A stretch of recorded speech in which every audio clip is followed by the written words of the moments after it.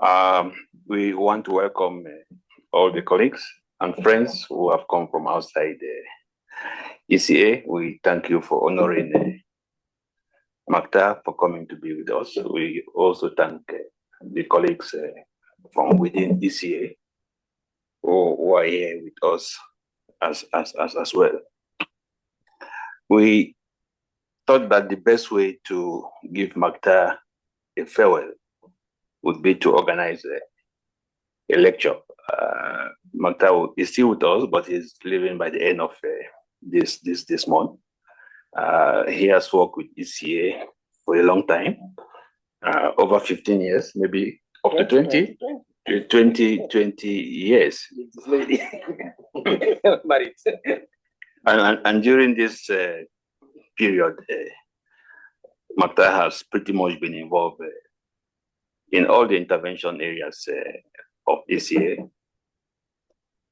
ECA's work as a think tank, undertaking research, providing advisory services and technical support to member states. I know that even as we speak, we are working with under Mactar's leadership with Botswana to develop digital platforms for them in fintech, cybersecurity.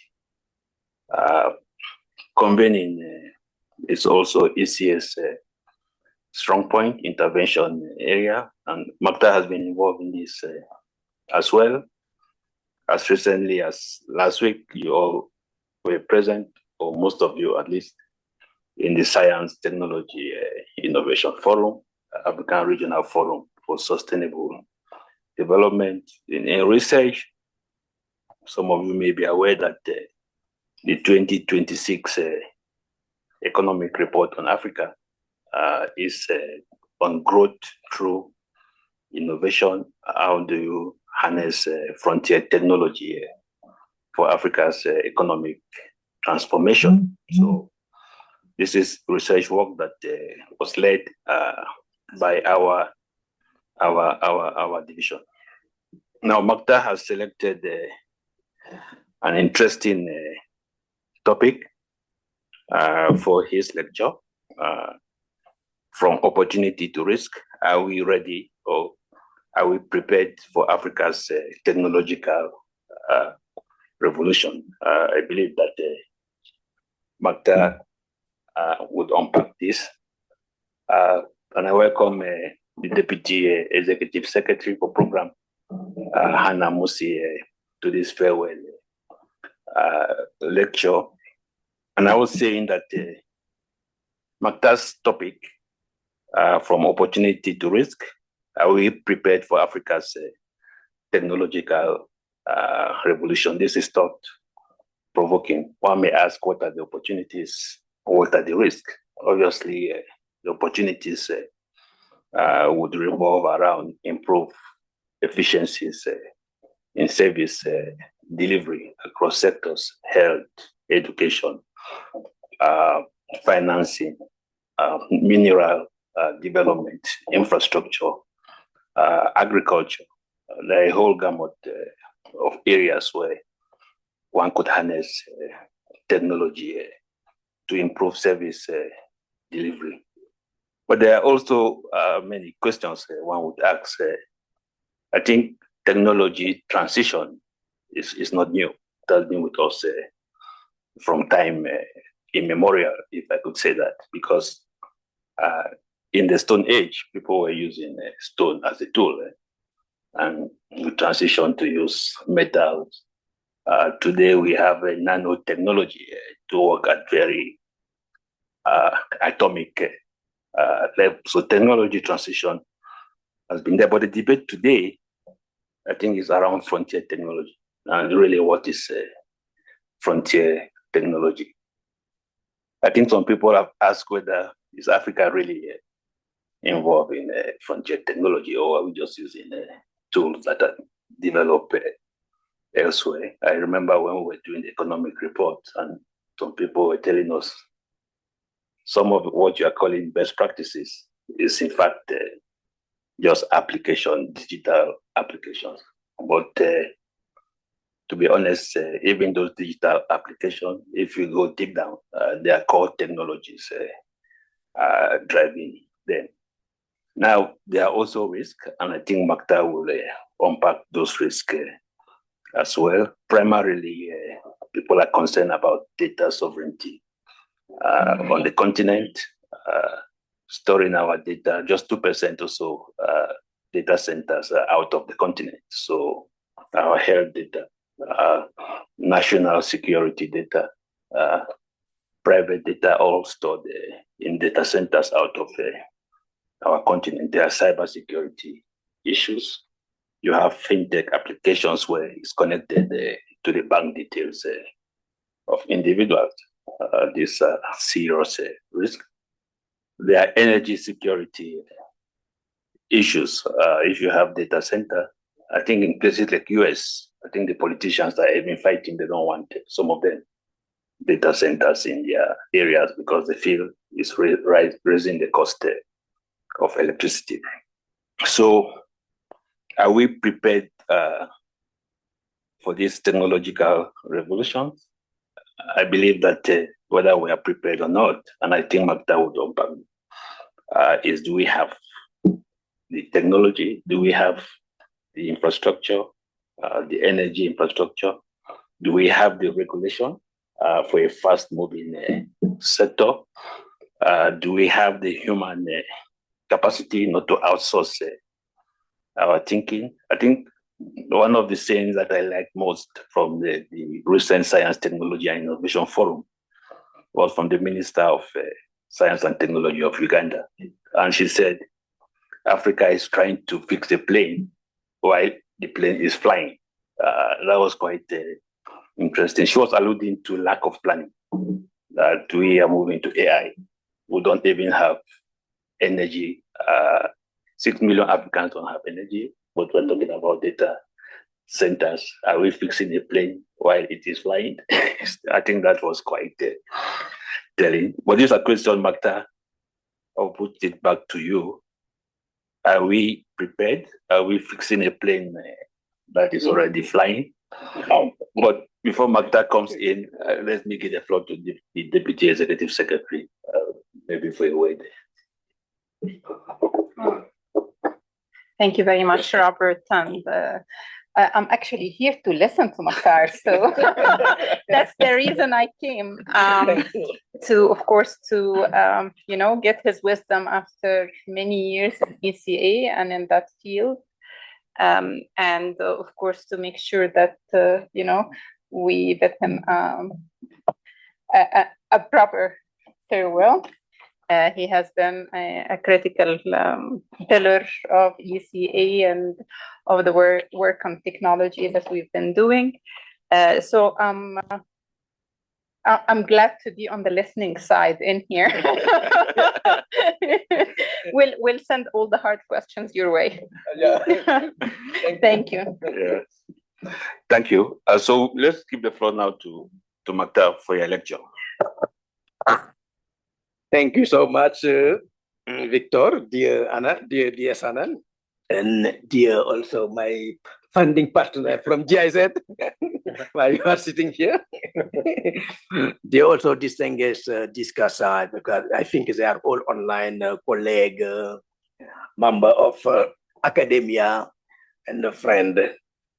I think it is a great honor to have this platform today to discuss a very important topic. Are we prepared for Africa technological revolution? It is this question come to my mind several times. But this question remind me a question posed by a senior colleague in 1996 in Senegal, when I was awarded the Grand Prix du Président de la République du Sénégal pour les sciences et l'innovation. He asked me, Mactar, what are you going to build with this? Was this innovative idea I have to get this award? Not he asked me what I research, no. Not what I would publish, but what I would build. And this question has accompanied me across several chapters since my work at France Telecom, France, the national operator of Senegal, where I lead the prospective innovation division after the division on teleservice, where I introduce all the new service you are find now, mobile service, internet.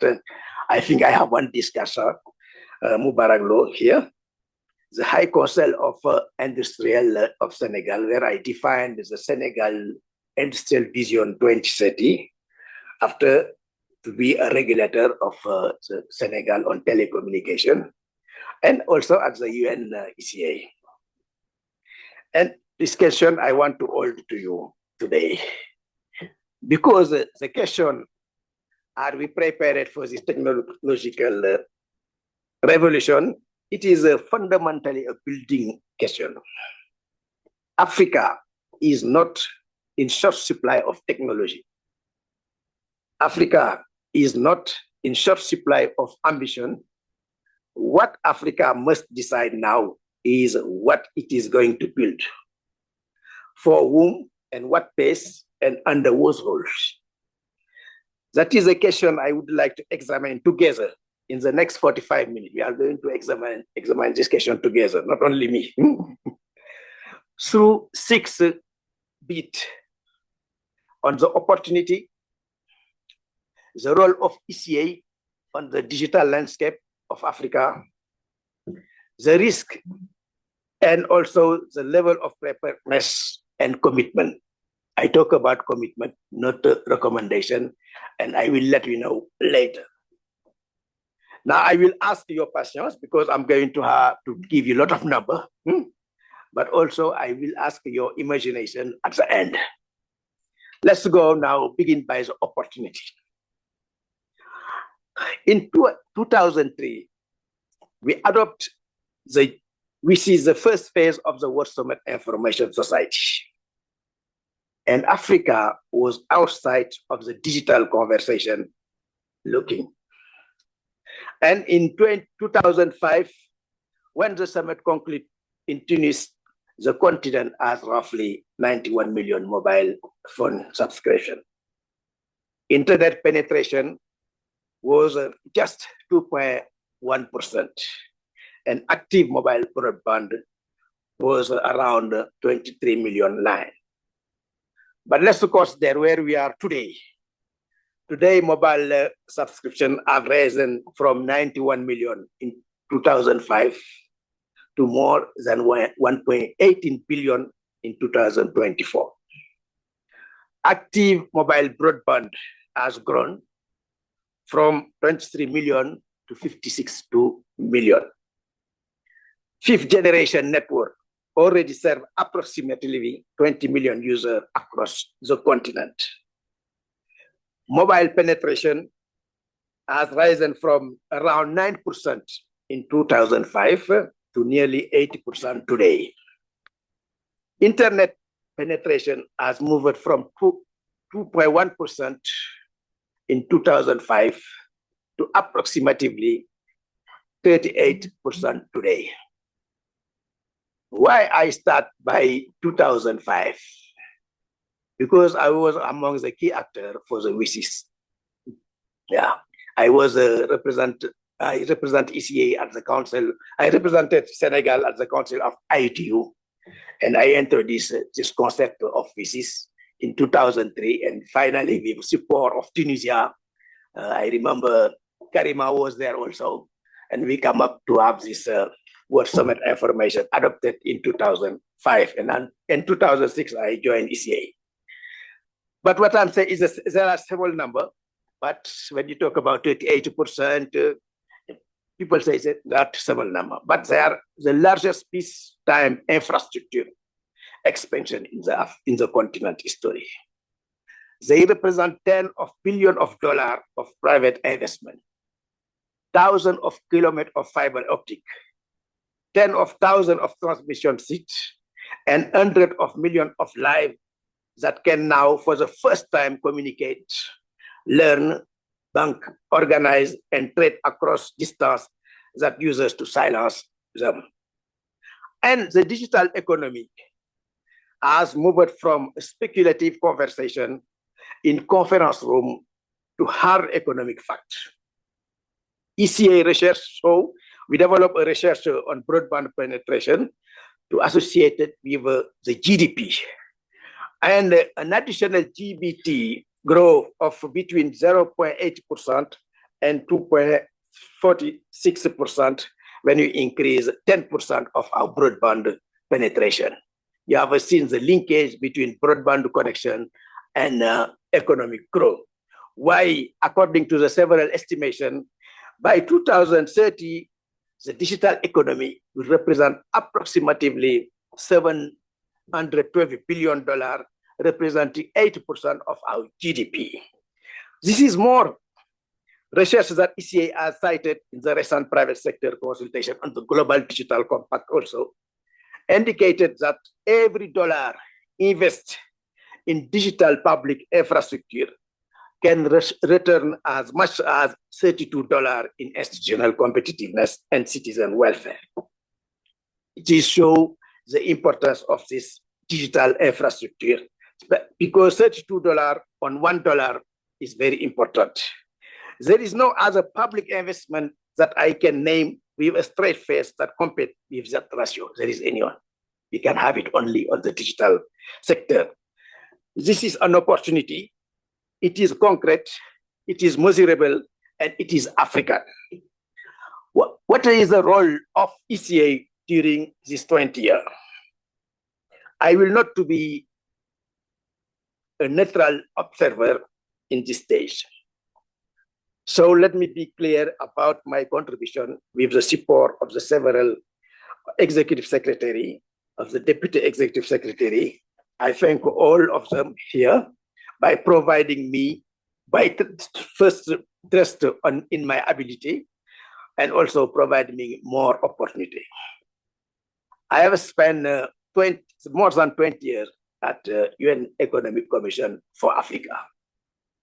In that time, I have contributed ECA moving in being an institution that write report about digital transformation to being an institution now that help to build the infrastructure, the laws, and the continental coalition that make digital transformation real. ECA is playing a key role now in the development of digital agenda of the continent.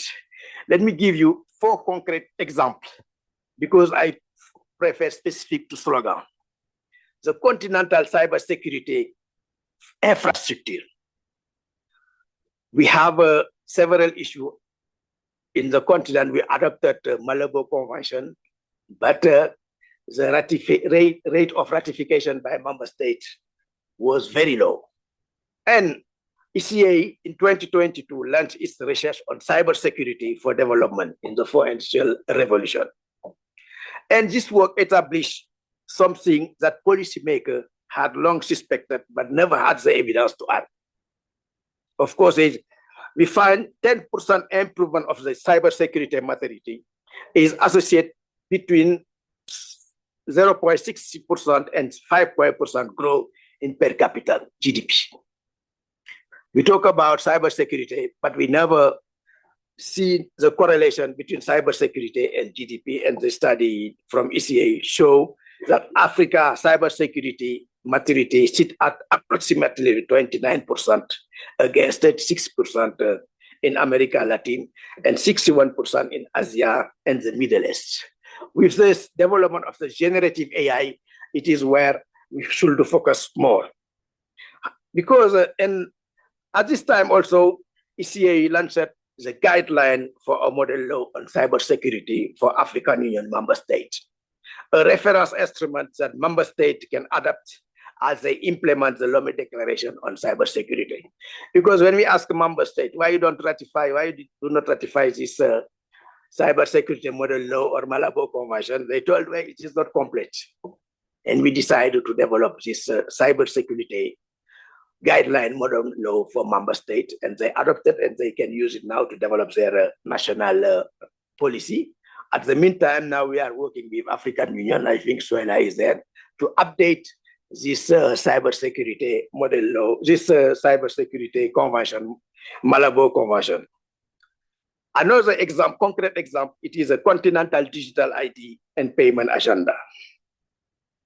Under the Digital Center of Excellence on Digital ID, Digital Trade, and Digital Economy, created by our former Executive Secretary, Vera Songe, which I have the honor of coordinating, we work to harmonize the digital ID across the continent.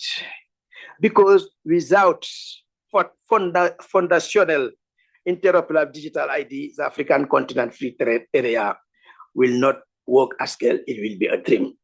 This have had a substantial impact in countries such as Ethiopia. Now, Ethiopia can be given as a model across, not Africa, across the world. As of today, you have more than 42 million individuals registered with digital ID in the continent. And this means a lot. Also, we work in Gambia, in Togo, Malawi, Senegal, Nigeria, Kaduna State. We develop a system on digital ID in Nigeria for the pension fund. Before, when you retire, to submit your application, it takes 3 months, 4 months in Nigeria. And I don't know when you are going to get your payment. Now the system we developed 2 years ago, you can submit your application within 10 minutes. And the next month of your retirement, you can get your salary, your retirement fee, thanks to this digital ID. Also, we have a good partnership with Africa NENDA. We work with Africa NENDA and World Bank to develop an annual report since 3 years on the state of inclusive and instant payment system. And this has given the continent an annual public audited read on whether our payment systems are actually inclusive and what it will take to bring the roughly 350 million people outside formal finance into the digital economy. This report guides us how we can close this digital finance gap, this unbanking gap. And this it is an annual report, research report we develop with Africa NENDA. Also, digital skills is very important. In 2024, we launched the Africa Regional Center for Artificial Intelligence in Congo. It was opened in the University of Kintele in Brazzaville. What was our role? It was to design its mission, its research agenda, and its bachelor, master doctorate curriculum. Its e-learning platform is built to serve 10,000 students. We develop an e-learning platform in this university, and this 10,000 can be connected online to follow training course or workshop. Yeah, a concrete place where African research can do cutting edge on the legal, ethical, economic, and societal implication of AI, not an artifact to import system, but a first order African research program. It is an African research program made by African, based on the need of the continent. Another concrete example, it is a role of ECA on Africa voice in the global digital governance. When we opened the consultation of the Global Digital Compact, ECA ran open consultation on the zero draft. We convened the GDC data deep with the UN University. We organized several meetings with private sector, media, government, civil society, academia, and as a result, the adoption of the Global Digital Compact through the 5 objectives incorporate all priority for the African country, going to the data governance, AI governance, cybersecurity, connectivity, as well as inclusion. I tell you this not a list of ECA achievement. I tell you them because they illustrate a point that I want to drive you home tonight. Opportunity is not self-realizing. It requires institutions it requires patience and multilateral work. It requires also the willingness to draft a model law that a sovereign government may or may not adopt. We have several examples. It requires the willingness to host a workshop in which experts from 40 countries argue for 3 days about interoperability standard. And what is a lesson learned from that? Opportunity without the institution to convert it expire. Why the role of institution is very important. Why I go through to these 4 key concrete examples. Let's go now to the risk. We find there are a lot of opportunity, but we have a risk. It will be the difficult part of this conversation. Because if we are serious about the opportunity, we must be equally serious about the risk. Let me name 7 risks. The connectivity gap. Today, approximately 806 million Africans remain offline. It's roughly between 7.1 or 7.2% of the continent. In the rural area, only about 22 to 23% of residents use the internet. Over the past 5 years, overall African connectivity has grown about 1%, very low over the past year. We need to do something. At the pace, the majority of our continent will remain digitally excluded for another generation if you continue like that. And we are not going to achieve the sustainable development goal. Because 70% of the indicator of the sustainable development goal depend on connectivity. And of the 169 sub-indicator across the 17 SDG, 119 will be accelerated by connectivity. So delaying connectivity means delaying the whole achievement of the sustainable development goal. Another risk, the affordability gap. Where connectivity exists is so often unaffordable. We have a 6% of usage in the continent. We have a big problem. You have the network, but you don't have people connected because it's not affordable. Why? The average of Africans spend roughly 6% of their monthly income on 2 gigabytes of data. Approximately 14 times the proportion a European spend for the same volume.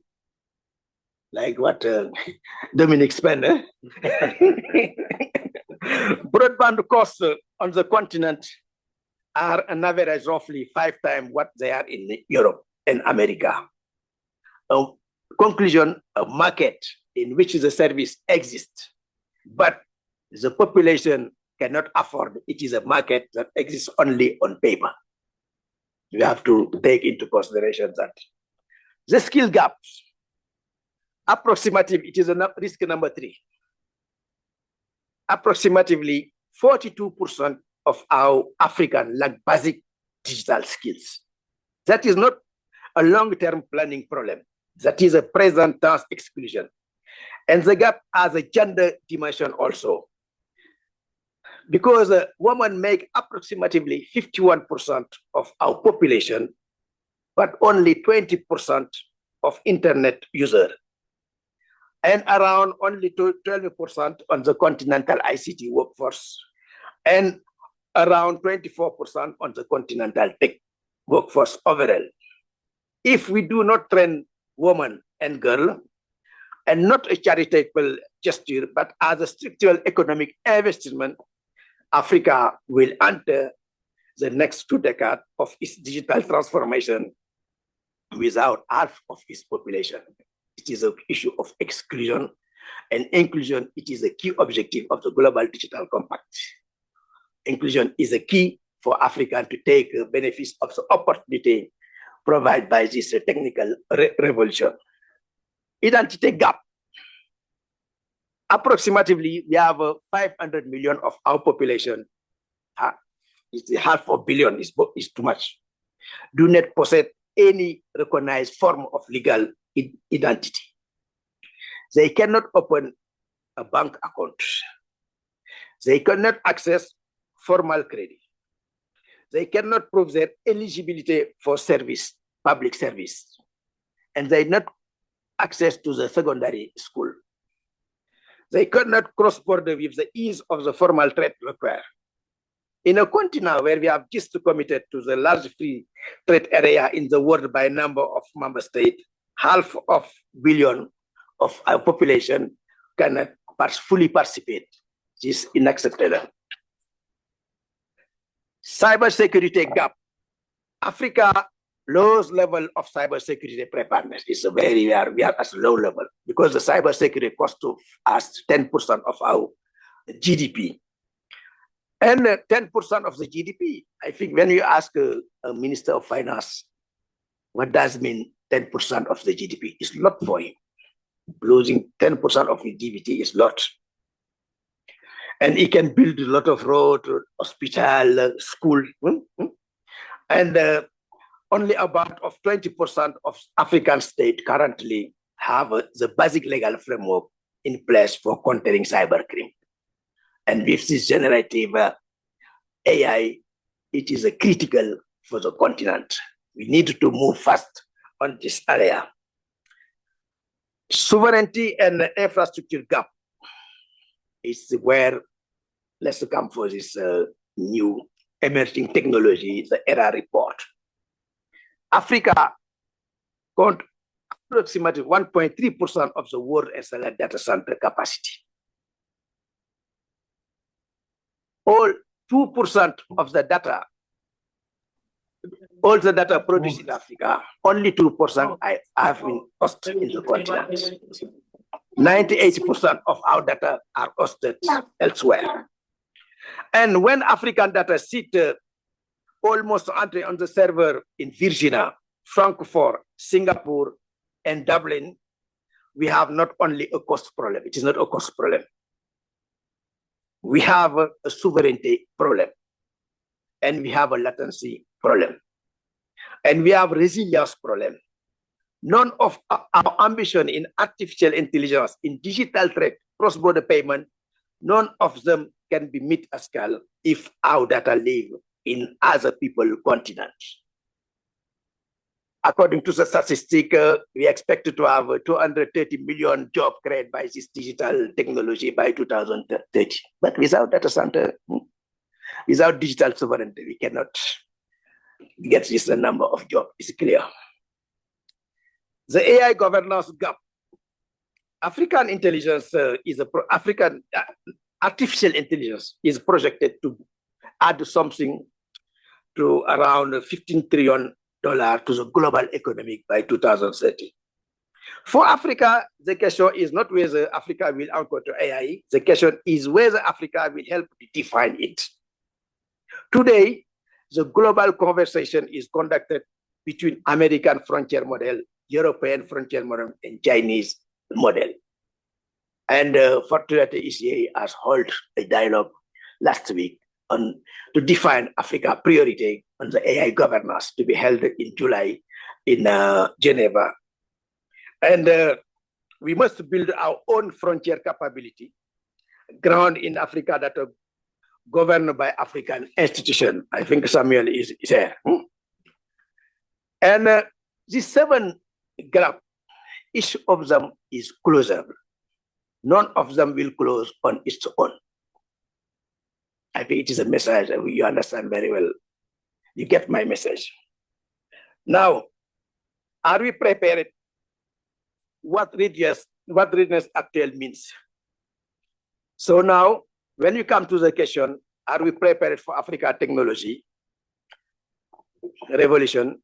The truthful answer is it depends on what we mean by prepared. And it depends also what we mean by we. I think you ask yourself the question. Yeah. It prepares mean every country has drafted a national digital strategy, then yes, we are prepared. We are nearly there because 44 of our member states have data protection regulation on the book. 30 have data protection authority, and even major regional economic committee now as a digital threat agenda. If preparedness means that our strategy are implemented, enforced, and harmonized with our neighbor, then we are considerably less prepared than the paper suggests. We have a lot of paper, but the level of implementation is very low. I had this conversation this morning with the cybersecurity group in Geneva to discuss why we are lag behind on the preparedness level. We have some example also on the continent, but we need to prepare more. And the cost that we have also, African countries do not yet work together enough. That is a real gap, and it is not primarily technology gap. I think it is a colonialism heritage. It is not a financing gap. It is a coordination gap. And it is a coordination gap that no foreign donor, no multilateral institution, no private investor can close on our behalf. We have to close this. We know the issue, we have to close, we have to coordinate it. Digital sovereignty cannot mean that every African build its own standalone infrastructure stack. It's not possible. It's not possible to have one data center by country, not possible. Okay? We have to work together to have regional data center, continental data center, to harmonize our policy. Because it's its own data center, its own payment rail, its own identity system, its own cloud, its own frontier AI model. No country, not even the largest and wealthiest among us, have the market, the talent, or the capital to do that alone. If you build your data center, you don't have the market and you don't have a talent. Some country doesn't have the talent to manage one data center. Now, we have to be very frank between us. But digital sovereignty can mean something far more powerful. It can mean sub-regional cooperation that produce shared data center ecosystem, cross-border digital platform. We are number one on mobile money, but cross-border. We don't trade between countries using digital payment, just mobile money. Interoperability regulatory environment is very low. Payment system that clear instant cross there 5 of 10 currency. You have a lot of currency. Identity framework that let Ghanaian nurse work, remunerate, and remit Senegal friction. This is a kind of preparedness that's matter, and it is a kind that our continental AI strategy, our CFTA protocol, and our WISIS plus 20 Cotonou declaration led by ECA, and our African voice at the UN Global Compact, also recently our African voice on the WISIS plus 20, and last week our African voice at the AI governance finally converging on. Let's call for action.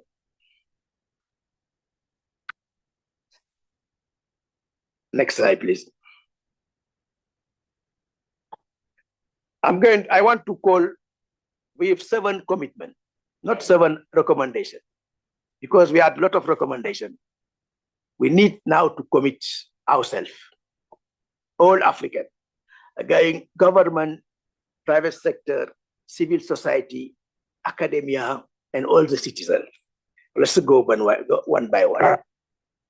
To our government and parliamentarian, we have to commit to implementation.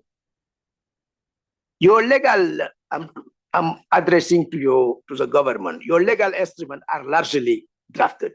In any country, legal instruments are there, drafted.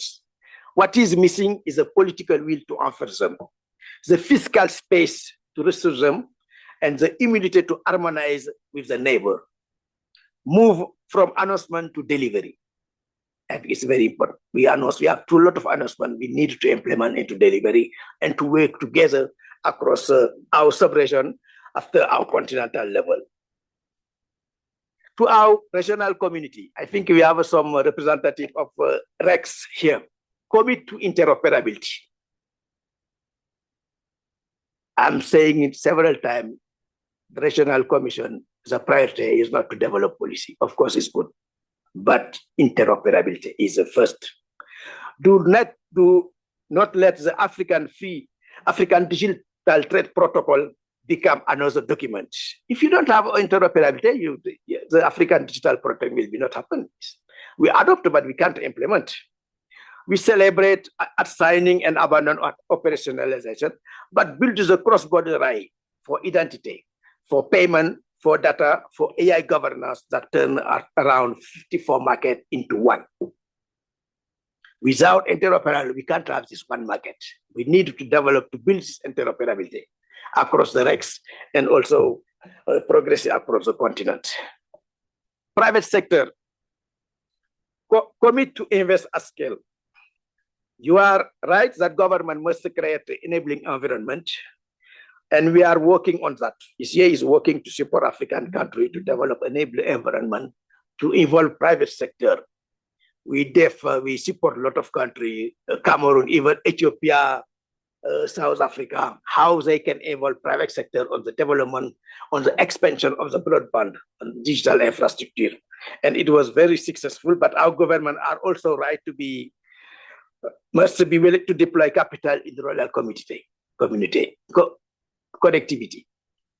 The private sector that should not stay in the city where they can get benefits. They have also to go in the rural area to connect these people to our university, research, and academia. Commit to African science. The African Regional Center of AI in Brazzaville is one node. It is a good example. There must be many more across the continent. While we are working with Togo to establish the cybersecurity, African Cybersecurity Center, Rwanda, the African STEAM Center, and Botswana, the Knowledge Center for Smart Agriculture. And we must train also not only engineers, but the policy thinker, the ethicists, the regulator, and the diplomat who will represent Africa in the global room where digital rules are written, because we talk about digital diplomacy or cyber diplomacy. We need to build the capacity of people who are going to negotiate on our behalf. Very important. If you focus on the engineer, at the continental level, you will get nothing, because the people who are going to discuss doesn't know anything about the team. For the next, for our woman and girl in technology, commit to taking space. We will continue to open the door this year to train, fund, mentor, and remove stricter obstacles. But a door that is open is not the same as room that is under. You can open the door, but you can't. Sometimes you can't enter. Yeah. Africa cannot close its gender digital divide without the decisive presence of the woman and girl who are today an absolute majority of the unconnected. Among the 806 million people unconnected, the majority are youth, women, and girl. Our press also has a role important to play. The old government to the digital promise they make in summit, all the private sector investor to the inclusion targets they announce in the press, all the action like ECA to the implementation timeline we published, digital transformation without public accountability become digital extraction. Digital transformation without public accountability become digital extraction. To our citizens and to all of us, commit to the long term. The question of my colleague of asking me in 1996, what are you going to build, is no a question for individual alone. It is a question for a continent. And the answer will not come from a single ministry, a single company, a single university, or a single summit. It will come from the cumulative coordinated effort of a generation decided its grandchildren deserve better than the digital colonialism that its grandparents were under. It is one of the response of how we prepare it. Now let me come to ECA. What ECA can focus for the next year? ECA is a continental landscape that is far from more crowded than it was. We are with a maturing African Union digital team, African NENDA, other NEPAD, Smart Africa, and stronger regional community. What specifically ECA is unique plus to do? And against the backdrop of contracting Western donor, and political around AI and infrastructure, and a continent now expect delivery raises and declaration, where we should focus as ECA. Let's move to 5 directions. First, it is implement. We have to stop being the body that design the agenda. Be the body that help stand up. Embed technical team in ministry. Build alongside national counterparty. This is where almost nobody else is, and extract the implementation led by VCs, and I call it in New York last year. Finance. We need to reframe this digital sovereignty as a capital allocation problem and ECA as a capacity. The technology exists. What does not exist, it is as a financial structure. I think DS Anand is well knowledgeable on this. Full procurement for data center. This is something we are going to do in the GIGA project for the school. Blend finance for rural connectivity. Sovereign green bond for digital infrastructure. Nobody is currently waving this thread together with authority. And ECA can play a key role there. Standard.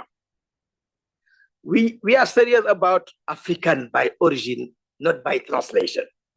Somebody had to do the technical work, build a federal network of university, national institute, AU technical committee, private sector research development, multi-decade, the only direct answer to the geopolitical shift.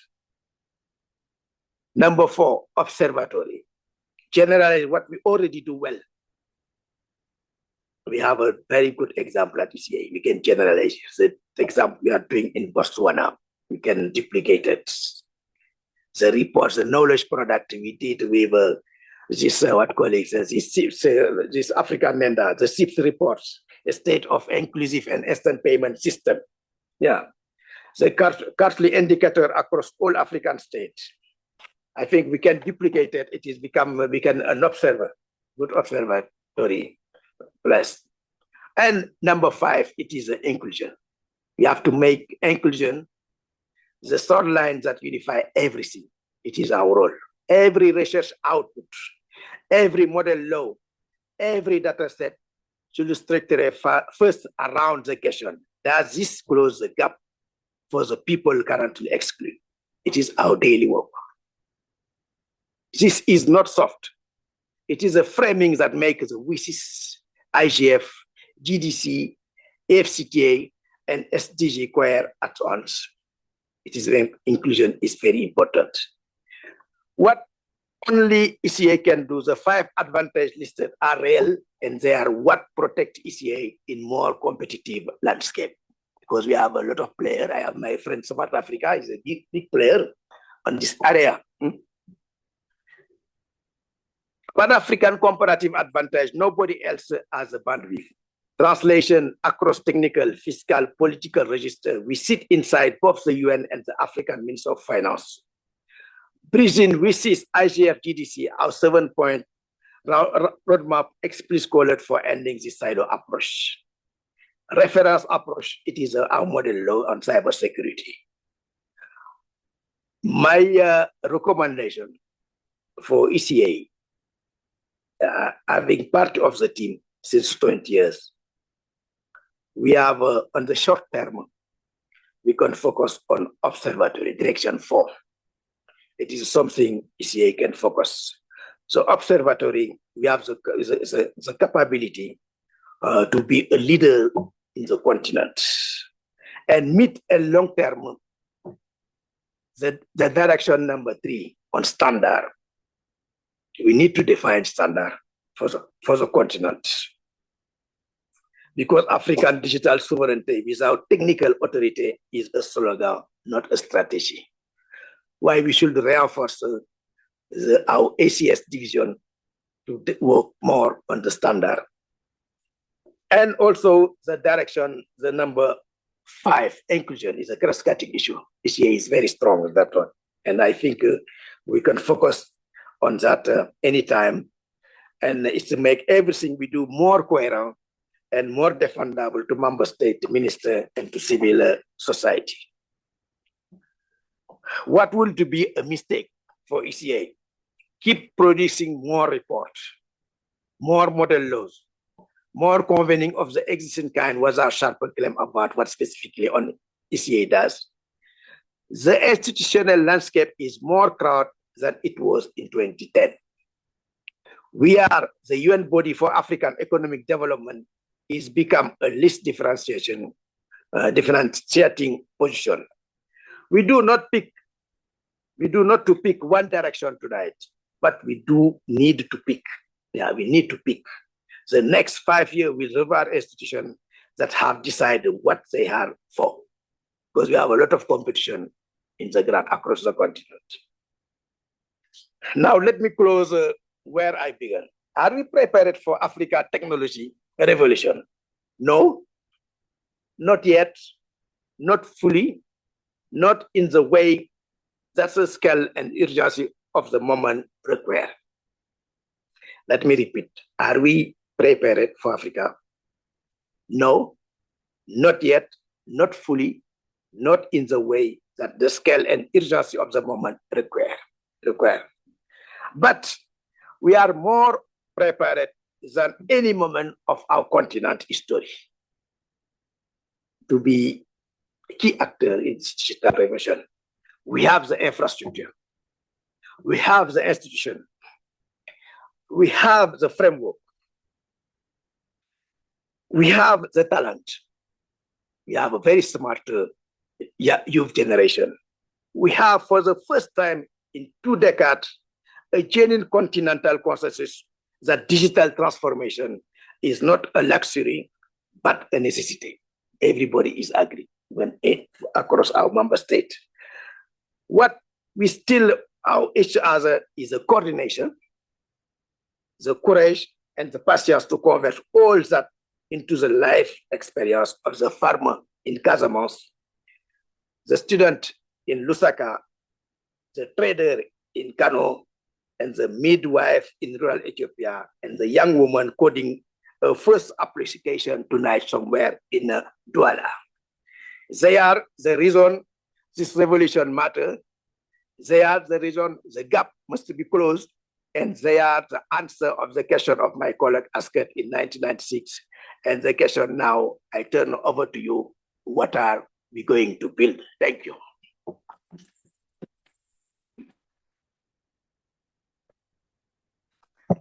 Thank you so much, Mactar, for that powerful intervention. I will not even attempt to summarize at the moment because we have a lot of speakers. No doubt they have had the opportunity to work with you.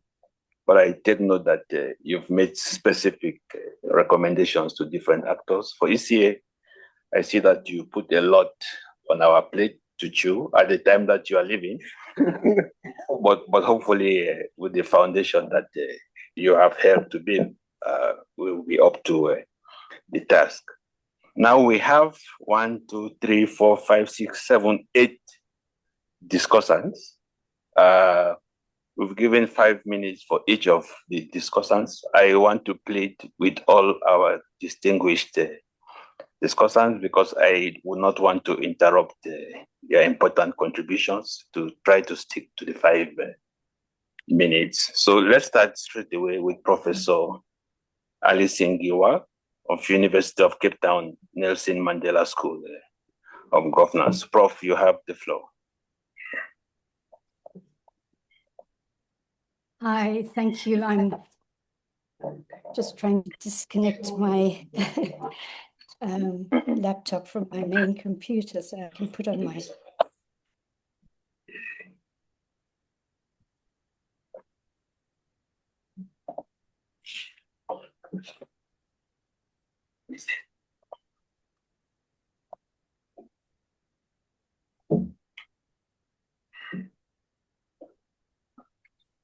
Hello. My apologies for that.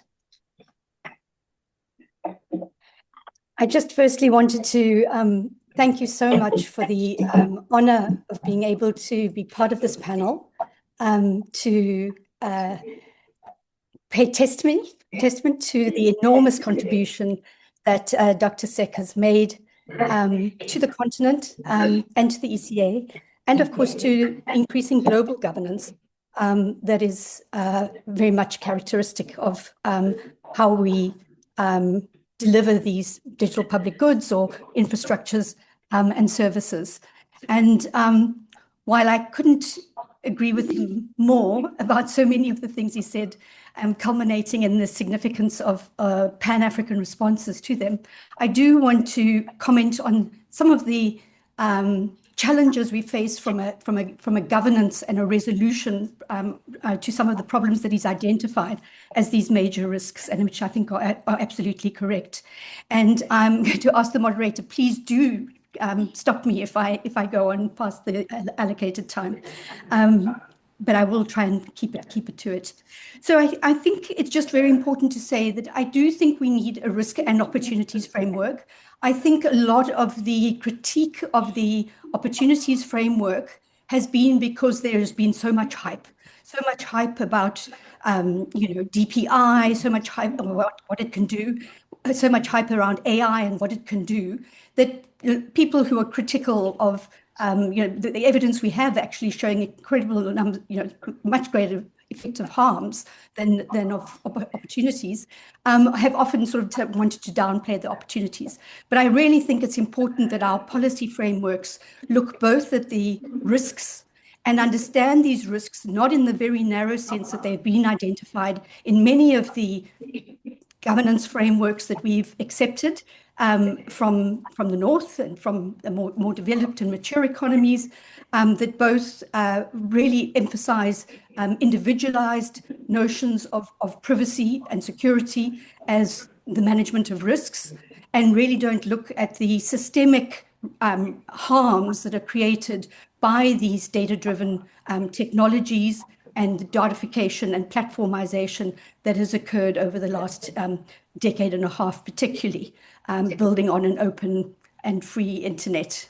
I think it's also really important and that we understand that we have to really enable those opportunities, that those opportunities, as Mactar was saying, are not just realized on their own. DPI is not inherently transformative, it has to be made so. And some of the real big challenges around realizing this potential of these sometimes global digital public goods at national level is that we are layering these new technologies over existing structural inequalities that they are simply amplifying because we haven't addressed them. And I think COVID highlighted this very, very well. And the call for a global digital compact to deal with the impacts of digitalization on growing inequality and the governance of it is what has led to the GDC and of course the WSIS plus 20 statements, etc. So just to go quickly to some of those risks, I just wanted to emphasize that this is a data economy. We've got these quite narrow notions of what is required in order to regulate them. And I think it's really important that we understand the central role that data plays in this. So when we're talking about these different frameworks that we've got on the continent, and it's fantastic that we've got cybersecurity frameworks now, that we've got digital ID, AI frameworks that you mentioned, and particularly the training of skills for that was mentioned, and that we've got the digital payment systems, and that Africa is increasingly involved in global governance. But how is that fundamentally, has it affected the structural inequality that we face? So just to start at the very beginning, some of the figures that are quoted around, connectivity, affordability, accessibility, these figures are really extrapolations from very minimal administrative supply side and minimal demand side data. patchy supply side data and minimal demand side data. And we don't actually know where we stand in relation to the progress being made against SDG targets. And Mactar and I have been involved in this over many, many decades, trying to get those basic digital indicators that are required to inform the ITU, the International UN's digital statistical system, on what these are. And they're simply not there. So the figures that are provided around the connectivity gap, the language of the digital divide, the affordability gap as it correctly corrected the problem. That's not just it's not just a connectivity problem, it's an affordability problem. And then, of course, the latest Broadband Commission and the G20 references to meaningful connectivity. And meaningful connectivity really addresses the fact that this is not primarily a supply side challenge any longer. It's not only an infrastructure problem. Of course, there are still areas where we face infrastructural problems, but are really the concerns around getting, 5 and 6G to parts of countries. And of course, that evolution is important from our development. But the fact is that, across the continent, in least developed countries, there's over 95% coverage, and yet there's only less than 30% internet penetration, less than that critical mass to get the network effects and benefits of these economies. So, the first problem is that we don't even have the data that is the primary digital public good to drive a data economy. And then, of course, we have the governance of that. We've now got fantastic frameworks at the national level. And this African Union data policy framework is the most progressive. I'm sorry to interrupt, perhaps Prof, because we have I will other stop just at the finish discussants. of the I believe sentence. to wrap up. Yeah. Actually, I will do that. So I was just going to say that the problem is that these inequalities are actually not, we don't have the data to really understand them, that the gender inequality is in fact an intersectional inequality, and that, it really people who are not connected are not so because of their limited access to education and to income, and therefore the ability to purchase devices and then acquire data in order to use that. And then, of course, they lack the skills to make it meaningfully useful. So this digital inequality paradox, that layering these new technologies over the existing inequalities, is really the problem that underlies the further risk that we have, in realizing the African Continental Framework, the African Continental Trade Agreement, in actually realizing all the potential around AI and around DPI on the continent. Thank you very much, and sorry for running over if I did. No, thank you so much. Thanks also for highlighting the central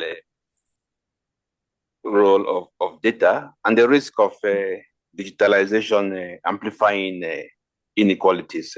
I think those are very important points. Let's move to the next speaker. Is Ambassador Professor Mohamedou Ka. Is the former chair and current vice chair of the Commission on Science, Technology for Development. This is a UN body providing high-level advice on science, technology, and innovation. Ambassador, Professor, you have the floor. 5 minutes, please. Distinguished guest, chair moderator, excellencies, colleagues, fellow Africans, friends of this continent. It is indeed an honor to serve as a discussant. Allow me first to congratulate Dr. Mactar Seck, my dearest brother, on more than 2 decades of distinguished service at ECA, most recently as Chief of the Technology Innovation and Digital Transformation Section and Coordinator of the Digital Center of Excellence on Digital ID, Trade, and the Digital Economy. Brother Mactar, Assalamu alaikum, Magila Iziar de la Niu. Your fingerprints are on the architecture of the Africa we are still building. From broadband strategy to artificial intelligence policy frameworks, from digital ID, interoperability, to instant and inclusive payment systems with African Nenda, from the Lomé Declaration on Cybersecurity to the AU Continental AI Strategy, from launching Girls in ICT initiatives to the regional data commons, and from supporting ACAI in Brazzaville to convening ministers and parliamentarians around the Global Digital Compact, your leadership has been steady, substantive, and quietly transformative. retiring but not tired, retiring from ECA but not from Africa or Senegal or Senegambia, and certainly not from Africa's digital future. Your today's lecture is a fitting and unflinching capstone grounded in evidence, sharpened by experience and courageous in its honesty. And it leaves us with one sentence we cannot unhear. African countries do not yet work together enough. I want to begin from there. Why this framing matters now. For 2 decades, the dominant story about Africa and technology has been one of opportunity, leapfrogging, demographic dividends, mobile money, a $15 trillion potential GDP that uplifts by 2030, a vibrant startup scene, and a continental free trade architecture covering 1.4 billion people. Mactar, yourself, you've projected an African digital economy of 712 billion USD by 2030, with $32 return for every dollar invested in digital public infrastructure. All of this is true.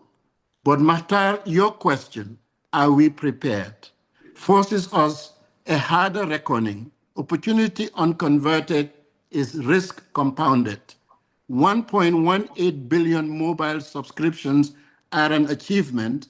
860 million Africans still offline is an indictment. A $712 billion projection is one number. Cybersecurity weaknesses costing up to 10% of GDP today is another. Both are true at once. The window in which Africa can shape rather than merely receive the technological revolution is closing fast. This is a sobering reality for all of us. We are a continent of many speeds. We must resist the single story trap. Africa today is not one trajectory, but several. Internet usage hovers at around 36 to 43% continent-wide, with Morocco above 92% and Central African Republic, Chad, and Burundi at the bottom, a stark internal divide. Africa hosts roughly 223 data centers across 38 countries, just 1.3% of the global capacity. Demand is projected to triple by 2030, requiring $10 to $20 billion in fresh investment. Over 600 million Africans still lack reliable electricity. Nigeria's 17 data centers draw 137 megawatts from a grid delivering on average 4 hours of power per day. 44 countries have data protection laws, 30 have authorities, yet enforcement remains fragmented, uneven in places, performative. Over 15 national AI strategies have been published since 2024 alongside the AU Continental AI Strategy, but the gap between strategy and delivery is the defining test of this decade. So the question is not whether Africa is rising digitally. Partly, clearly are, part of the continent is. The harder question is whether that rise is coherent, sovereign, and inclusive, or whether it deepens internal divides while we celebrate continental averages. The risk that you mentioned, we must name plainly. Building on your 7 risk arithmetic and your 6 imperative deserve unflinching attention. Sovereignty risk, as you mentioned, Africa once again risks being supplier of raw input, this time data, while value, models, and decisions accrue elsewhere. Proximity without control is not sovereignty. 2, infrastructure risk. You mentioned compute, energy, fiber, internet exchange points, and last mile broadband remain thin. Without reliable power and regional interconnection, AI for Africa risks becoming AI on Africa. 4, governance and capacity risk. Policy is multiplying faster than institutional capacity to implement, monitor, or enforce. Elite capture, weak interoperability, and donor-driven duplications are real. Capability and skills you identified as risk. We're training AI users faster than AI builders, with women at 51% of the population, but only 12% of the ICT workforce. And Mactar, your $712 billion projection is statistically sitting on one leg. Cybersecurity, automation, and equality risk you mentioned, rising cyber threats, automation pressure on youth in informal economies, and an algorithmic divide could entrench, not narrow, inequality. Geopolitical and geotechnological risk also is a new digital Cold War. It's taking shape across our continent. We must not trade one extractive dependency for another. Fifth, geopolitics and geotechnology. We are living through an unmistakable geotechnological realignment. Compute is the new oil, data is the new territory, and standards are the new treaties. Chinese firms now dominate critical infrastructure layers across our continent. The peace underscore cable into East Africa, terrestrial fiber and data centers in Senegal, Zimbabwe, Nigeria, and beyond, frequently bundled with concessional finance, hardware, and operations. Prof, This I'm so sorry to interrupt you. affordable. I kindly ask you to up. Let me conclude. Please. Africa cannot afford to be a rule taker in a system whose rules will govern our economies, our security, and the dignity of our citizens for generations. What we must do, and let me conclude since I don't have much time. Chair, the way forward. Mactar issued to us 7 commitments, and I add 3 non-negotiables we must put on the table before this generation's window closes. 1, a continental digital coordination compact. 2, a pan-African compute and data center facility. And 3, an African AI public accountability framework. Mactar, your lecture reminds us that the line between opportunity and risk is drawn by preparation and by the courage of choices. Africa has the youngest population on Earth, the richest mineral base for the digital age, a continental free trade architecture, a maturing policy community, and increasingly its own thinkers, builders, and entrepreneurs willing to do the hard work. For our policymakers, researchers, private sector, civil society, young creators, startup founders, and partners in the donor community, let us move from declarations to determined delivery with foresight, strategic autonomy, and African-centered ownership. A final word, Africa will not be saved by the next summit, the next strategy, or the next study. It will be built or not built by what we choose to coordinate before the window closes. Mactar asked us in 1996 and asked us again tonight, what are we going to build? Let our answer be louder than our applauses. Mactar, Jerejef, thank you for 2 decades of services for this powerful lecture and for the examples. The bell rings not for an ending, but for a next beginning. Bon continuation, mon frère. Africa is not done with you yet, and you, clearly, are not done with Africa. Jerejef Sijama, thank you so much for your contribution. Thank you so much, Prof, for the passion and also for the additional recommendations that you provided. Now we still have 5 discussants. I plead with them all to stick to the 5 minutes. I know that they have worked with Mactar. I know that they are experts in this field and that they have a lot to say. But please, let's stick to the 5 minutes just to provide the roadmap and the sequence of the interventions. I will start with, for the remaining discussants, Ambassador Philip Tigo. He is the Special Envoy on Technology for the President of the Republic of Kenya. Then I will move to Mr. Lassina Kone, Director General and Chief Executive Officer of Smart Africa. The next would be Mr. Mubarak Low, President of Emergence Institute. Then Dr. Jameson Olufeye. He is the CEO of Contemporary Consulting. And finally, we would have Professor Salma Abasi, Chairperson and CEO of E-Worldwide Group, Strategic Advisor, IEEE, Digital Resilience and Ethical AI for Humanity. So you see, we have a lineup of very powerful speakers who would have a lot to say.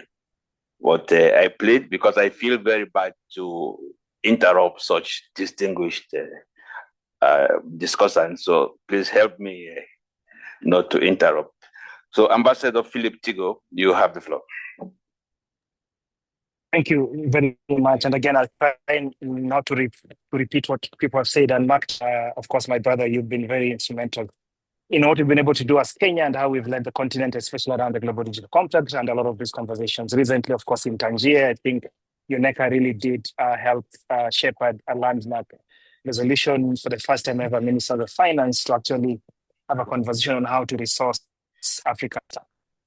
So, Mactar, to your question, I'll go very straight. Are we prepared? I think I agree with your notion around it's partly, but not sufficiently. I think as much as we've made progress in the continent, there's some things that you've mentioned. That progress, I think, in my view, should not only be measured by policies or pilots, because we have a lot of pilots in Africa. I think we need to move towards how we build capability, how we measure, how we govern, how we finance these systems ourselves, but also how we sustain these systems. Because as we know, we've been plagued by an era of starting projects, and when next administrations, especially in governance transitions, come in, then these projects are started again. And I think for me, the second part that I want to raise very quickly is part of our preparedness also needs a shift. And I think you mentioned this across your presentation. We need a shift in culture and shift it. We need a digital mindset, as you mentioned. We need a global mindset because Africa really does exist in the world and not in isolation. But also we need an agile mindset around how do we ensure that part of what we do also resonates with the young population that we have. And you've mentioned that we have a very young population. I think also finally is how do we build capacity of the public sector? I think that's a point I really want to bring up because African public sector still remains the largest body that we as ones procures, regulates, but also ensures equality and provides services across Africa. And so very quick points. I think first we need to locate this conversation around technology and digital in Africa's own reality. And I think many times we've been drawn into these global conversations, whether it's risks that are frontier risks and not necessarily socio-technical risks that are really the risks that we suffer, whether it's misinformation, disinformation that are likely to happen and even harm to children and online safety. I think the second part I want to raise is this whole idea of stopping to treat technology as an ICT sector issue. And I think this is something that we've really been having has been very blazing with, I mentioned, this idea that we brought in ministers of finance, but also looking at technology as a broad societal issue of inclusion, but also as an economic issue. Third, I think is, and you're right, and I think we need to be honest about risk. Because the risks, as I mentioned, are just not socio-technical risks.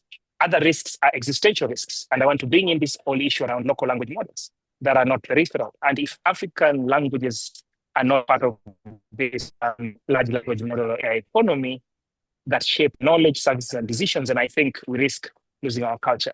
I think the fourth one, I think our governance has to be grounded in our realities. And I think you're right that a lot of our governance architecture is externally driven, and previous speakers have mentioned that. So how do we ensure that how we govern or regulate is pro-innovation, but also safeguards our reality as Africans in a way that then speaks not just to how we relate with the global frameworks, but really speak to a very nuanced of how Africa or the continent embraces technology. And when I say this is because our continent, honestly, is the only continent, for example, that is still has the second, third, and fourth industrial revolution at the same time. So when people are talking about artificial intelligence, we still have, as I've mentioned, a community that is not connected, does not have electricity, which then brings me into the point where we must build foundations. So it's okay to rush into the fourth industrial revolution, but we must still build data and plug data gaps. We still must invest in connectivity. As you mentioned, we're still the lowest connected continent. We still must do the kind of basic infrastructure work, including investing in research and development, but also building our education system so that we, yes, come into the age of intelligence, but still fix the wicked problems, which for me also, as you know, my pain point is how do we still resource data? How do we still build African statistical systems and our data ecosystem so that then we can play safe in the era of intelligence? Six, I think the whole issue again of finance. Where is African money in this, right? So a lot of these resources are funded externally, yet we have pension funds, We have a rich and a big African middle class, including private sector. So how do we call the continent to account in terms of the affluence that has been built? 6 or 7 leading economies are in this continent. So why aren't we applying back this money into the continent? Nigeria and Kenya, $900 million. In Nigeria, $600 million of VC funding is coming externally from external sources. Yet we do not have local resourcing for African startups. Quickly, 7th, we must build the entire stack. This idea that you want to invest only in data and not data centers, you want to invest in connectivity and not talent. And I'm sure you bring this very well, is we must think ecosystem, but also we must think multi-stakeholder collaborative, which brings me, I think, to the point of sovereignty. The shortest path to sovereignty is our talent. No country, no continent should outsource its intelligence. And I think we still need to invest in our people, and we still need to believe and invest in our institutions. Let me echo my president, that no country, no continent can grow beyond its knowledge capacity. So again, how do we strengthen those institutions, including universities, so that we can produce talent? So let me come to that point again as I close. Are we prepared?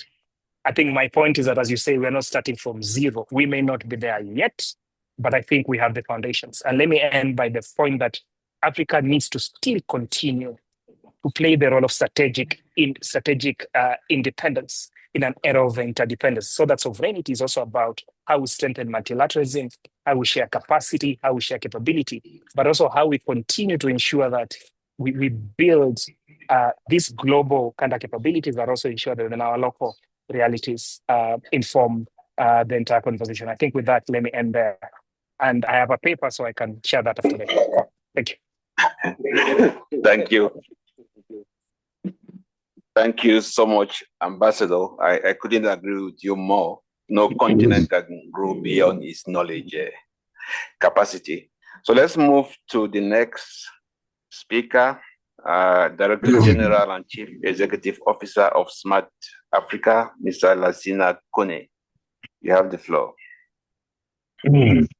Thank you very much, everyone. I won't be too long because my predecessor, the Professor Carr, and my brother Chigo, they've said it all. I have a message really to tribute, message of tribute to Mactar, my brother. I've had the privilege of knowing Mactar many years ago, not 2 decades, but a little bit a decade, since he was in Senegal. And in the years that follows, through summits and side meeting, through corridors of ideas, and long conversation that happen when 2 people could genuinely believe in the same thing, I came to understand something important about Mactar. Mactar is not the kind of person who waits to be thanked. You do the work, you let the work speak. This afternoon, joining you online from a distance, I want to speak for it. Your lecture from opportunity to risk is not a farewell for me. It is the final act of institutional generosity.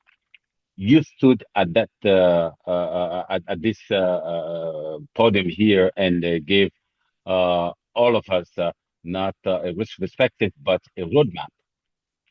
7 gaps, 7 commitments, a framework sharp enough to guide African digital policy for the next decade. This is the signature of a man who, even at the moment of departure, he's still building. And building is what you always did. I want to be specific because you taught me particularly that specifics matters more than slogan. Your work on the telecom fiscal policy simulations changed the terms of a critical debate across Africa here, particularly for Smart Africa. At the time, when the governments were treating digital connectivity largely as a tax revenue opportunity, you did something quietly courageous. You ran the numbers, you modeled what happened to GDP, to inclusion, to the digital economy when taxation on the internet services is restricted towards affordability. And the numbers made the case that political argument alone could not. That body of work became part of the foundation of Smart Africa advocacy on internet affordability to our member states, 42 country members. When we walk into ministerial conversations arguing that affordable internet is not a charity, it is a fiscal strategy, your research was in the room with us, and it gave our advocacy substance. It gives the ministers a different frame. It helps also move the conversation from how much can we tax the sector and how much growth are we leaving on the table. That kind of contribution does not always carry a name, but I know where it came from. Beyond the policy work you did, what I will remember most in your intellectual is your intellectual honesty. You said something in this lecture that I want to echo across every African institution engaged in the digital transformation.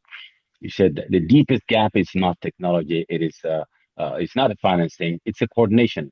And I will add here my own personal experiences. I think our challenges is the challenges in Africa is not a lack of political will, but it's a lack of understanding of the challenges. Africa does not yet work together. True enough. That sentence takes courage to say, especially from a platform like yours. It is easier to celebrate progress than to name the structural constraint that still limit us. You name it. And this is a gift. UNICA and Smart Africa have not always occupied the same institutional space, but what has united us and what has defined any respect and what has defined my respect for you personally, it is a shared conviction that Africa must lead its own digital transformation. As I always said, we are not in the same race. I'm not into Smart Africa. We are not into the comparison of continent. No, no, no. We don't have the same starting point. We will not have the same finishing point. And the mobile money evolution actually show. So not by translation, but by actually origin, not as a consumer of other people's AI and other people's infrastructure, as a sovereign, coordinated, innovation-led continent. You have spent more than 2 decades at the ECA making that conviction operational through your work in Congo Brazzaville, through the model law and cybersecurity, through digital, I just named few, Togo, Gambia, Senegal, and beyond. Through every workshop where experts, from 40 countries argue for 3 days about interoperability standard, because you understood that the unglamorous work is the real work. So let's say something that I believe this afternoon gathering deserves to hear plainly. Retirement is a word that belongs to a different kind of career. It does not apply to Mactar Seck, to be honest. What is happening today is not an ending, it is a transition. And if history is any guide, transitions like this once often produce the most consequential chapter of a person's contributions. The institutional values change, yes. The title changes, yes. But the conviction, the network, and the accumulated knowledge of 2 decades at the intersection of African policy and global digital governance, none of that retires. If anything, it is liberated because what someone like Mokhtar can do now, outside the constraints of the multilateral mandate, free from a diplomatic quotient that institutions necessarily impose, is to speak directly, advise boldly, and engage in ways that may prove more impactful than anything a formal position ever permitted. Africa needs that. We need the people who build the framework to now help us break the bottleneck those frameworks have not yet reached. This is not end of Mokhtar's service to Africa. It is the beginning of a different form of it. One that could, I genuinely, believe it, be even more powerful than what came before. So I will not say goodbye this afternoon. I will just say we will be calling. Félicitations, mon ami, et merci pour hier, pour aujourd'hui, et pour ce qui vient. Thank you. Thank you so much, Director General. I take two sentences from you. One, even at the moment of departure, Mactar is still building. And it says the biggest challenge we have is lack of understanding of the challenge. Thank you so much, Director General. Let's move to our next speaker, President of Emergence Institute, Mr. Mubarak Low.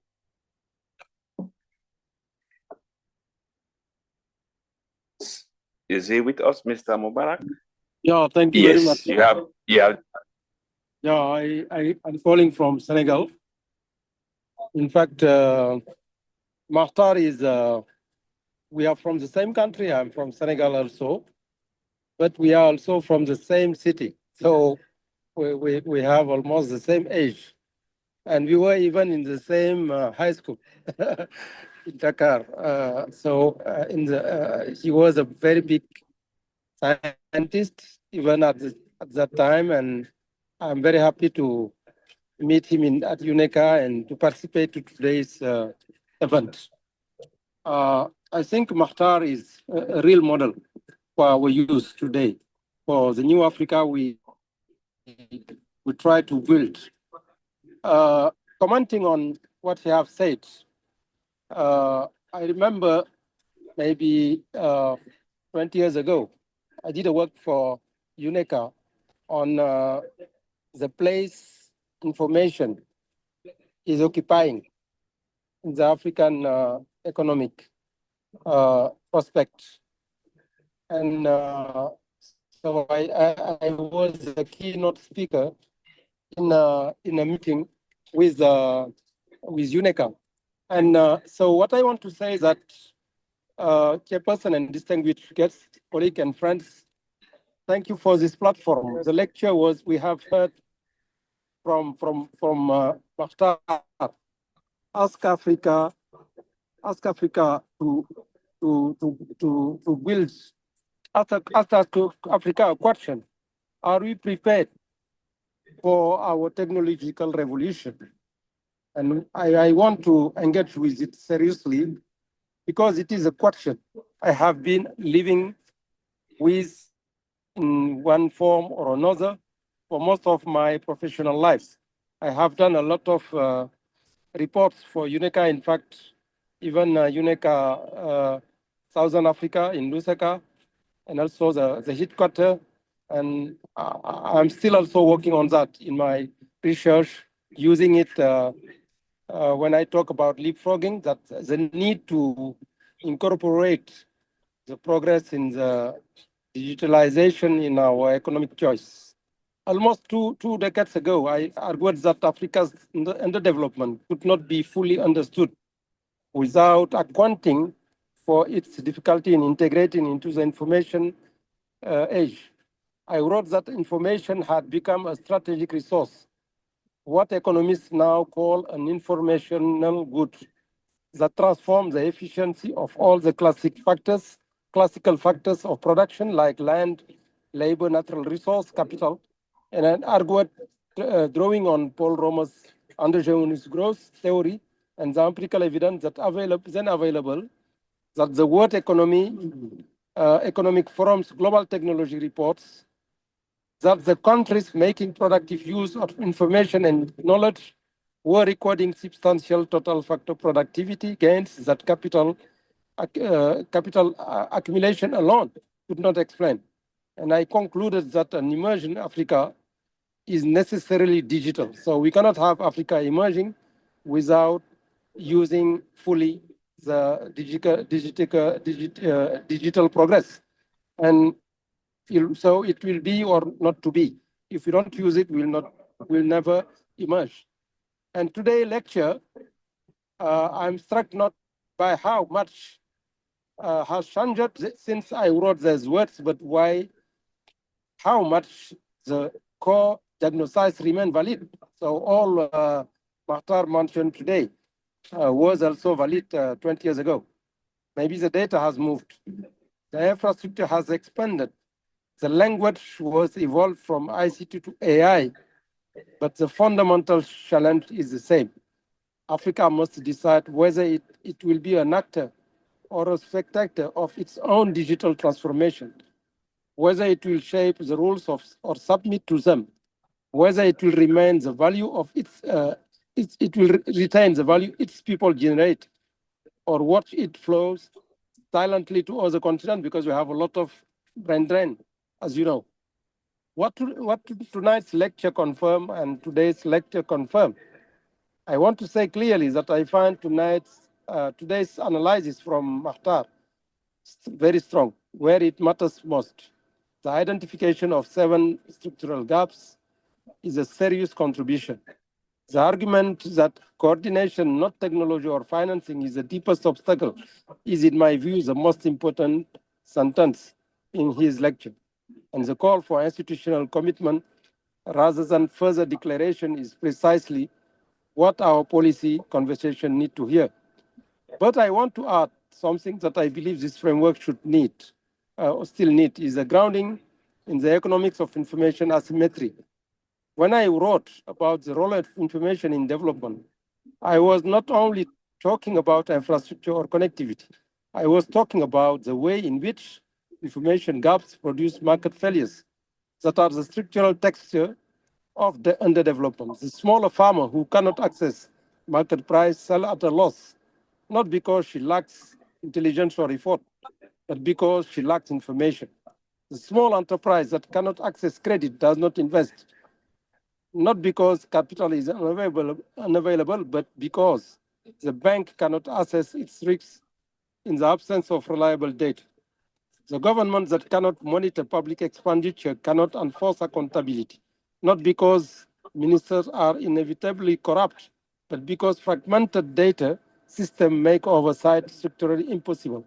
Digital transformation, when it is well designed, is precisely the instrument that can reduce these asymmetries at scale.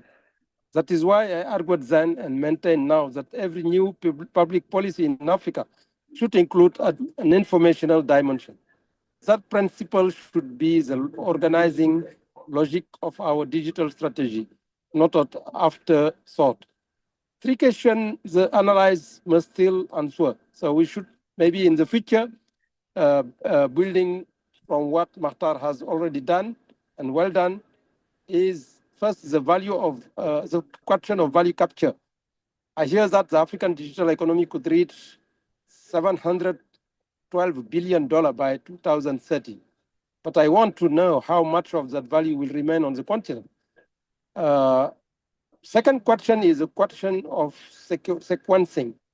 When I call it for investment in information and ICT as an absolute priority because of its multiplier effect on growth, I was also clear that multiplier requires absorptive capacity. So our SMEs remain the weakest link in the chain. We should connect them to digital infrastructure without simultaneously building their capacity to use it productivity for knowledge management. And finally, the question is also why we are not able in Africa to coordinate, why the coordination fails. So this is the political part. So I think we should also analyze what are the determinants of this failure to coordinate. So if I closing my remarks, really thanking Mactar for all his extensive work for UNECA and for Africa, and hoping him the best for his new life and hoping also the best for UNECA. Thank you very much. Thank you. Thank you so much. You have some specific questions, but I think in the end, Mactar will address those. But you leave us with two points. One, you say that an emerging Africa is necessarily digital. And my understanding of that is that you cannot decouple Africa's emergence with the continent's transformation, digital. So you are telling us that these things must go hand in hand, Africa's emergence and digital transformation. And the other point I think you highlight is that Africa must decide whether it wants to be an actor or a spectator of its own digital transformation. That is an important point that we have to reflect on. I will go to the next speaker, but just to announce that the Deputy Executive Secretary, Program Support, Mama Keita, is with us as well now. So I move to Dr. Jimson Olufeye. You have 5 minutes, Doctor. Okay, thank you so much. Your Excellencies, Deputy ES, Director Lesinge, ladies and gentlemen, greetings and thanks to the UNECA team for organizing this farewell event, and to Dr. Mactar for a well-deserved applause for this professorial lecture on the occasion of your transition from UNECA. It is a great lecture, really. It's been a great lecture to usher you into your next glorious exploits for us in Africa. As you said, Africa stands at a defining crossroad. The continent is experiencing unprecedented surge in digital transformation, and thanks to your effort for that, driven by all these technologies, mobile tech, fintech, AI, and digital public infrastructure. What was once framed purely as an opportunity is now a more complex reality, as you articulated, a landscape where, interestingly, promise and peril, they coexist. And from your submission, the central question is no longer whether Africa will undergo a technological revolution, but whether it is adequately prepared to manage its risk while maximizing its benefit. Indeed, technological rise is often celebrated as leapfrogging, as my colleagues mentioned earlier, or cheetah poverty, a phenomenon whereby a cheetah is the fastest animal, and poverty sport, that we were really moving high, evident by mobile technology successes. So without the burden of legacy system, many countries have rapidly adopted mobile phones, as you said. Yes, M-Pesa, and then the startup effort in Nigeria, Kenya, South Africa, Egypt. They are attracting global investment in fintech, health sector, and agric due to your effort. The continental youth, yes, which you underscored, is of course increasing, and it's going to be the largest workforce by 2030. It's adding another momentum. So we need to focus on digital skills in that regard, entrepreneurship, innovation hub, as you rightly mentioned. Well, benefits or beneath this optimism is a growing set of vulnerability risk, which you articulated very well. So as digital adoption increases, so does exposure to cyber risk. And this is very, very important. Many African institutions, both public and private, they lack robust cybersecurity frameworks. Cybercrime, data breaches, ransomware attacks are rising, often outpacing regulatory technical capacity. As you well mentioned, the importance of your work with respect to the cybersecurity for development in the fourth industrial revolution is a major reference point. A 10% increase in cybersecurity enables up to 5.4% increase in GDP per capita. I wish all our leadership, they get this and they work with this. We need to speed up the update or upgrade of the Malabo Convention so that it can become operational. Also, the African Center for Coordination and Research in Cybersecurity in Togo, we need to move faster and coordinate all this African effort.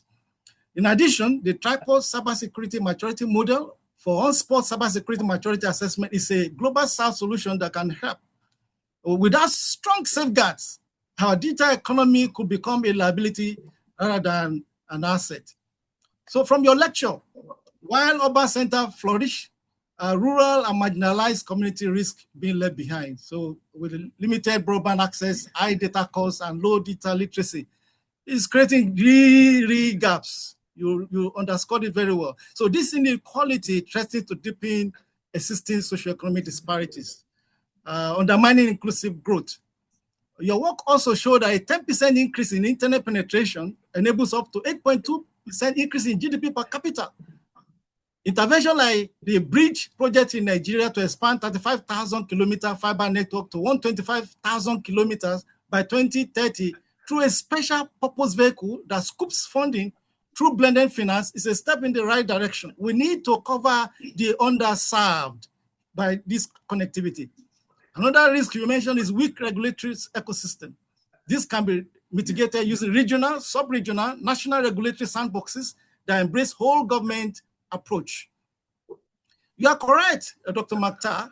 Africa digital infrastructure is heavily reliant on foreign technologies and platforms, cloud services, AI tools, and even critical internet infrastructure often controlled by non-African entities. So this raises concern about data sovereignty, economic dependency, and geopolitical influence. However, as the world is closely interconnected, I think what matters the most is optimal management of the opportunity. We cannot do without one another in this, our earth, beautiful earth. This brings me to the governance challenge and gap you indicated, and others to mention. We need to build resilient systems. To navigate from opportunity sustainable growth, we must strengthen our digital governance system. 3 points here, quickly. Cybersecurity maturity, very, very important. The TCMM I mentioned earlier will help a great deal. Secondly, investment in digital public infrastructure, digital identity system, payment platform. We're making progress, but we need to sustain it. Data exchange layers, we need to sustain it. Thirdly, regional cooperation, very critical. Fragmented policy across 54 countries, as already mentioned, is a challenge. Initiative like the African Continental Free Trade Area should be leveraged strongly. And UNECA, I believe, can really lead this charge. You have been doing a lot in this regard, but please take it home. Let us cruise home with it.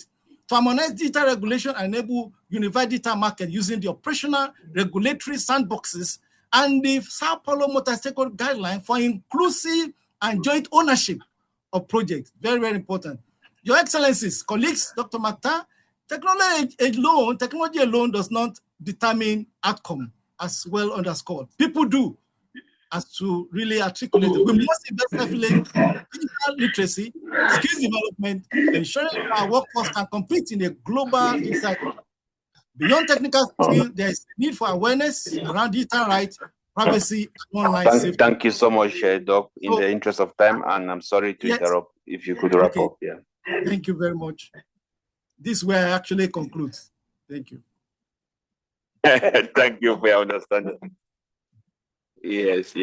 You, without safeguards, you say digitalization may become a liability than an asset, and I think that's something that also resonates from Mactar's lecture. So we'll move to the last speaker, Professor Salma Abbasi. Prof, you have the floor, please. Thank you very much. Good afternoon. Assalamu alaikum. I am really delighted to be here today, Your Excellencies, ladies and gentlemen, and dear friends.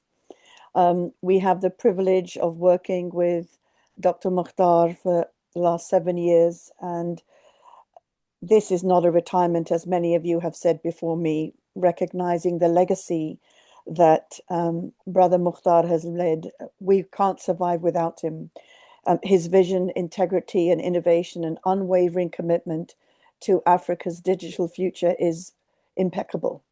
I've had the pleasure of working with him on including girls and women in ICT, cybersecurity for the region, and establishing the first regional AI Center of Excellence in Brazzaville.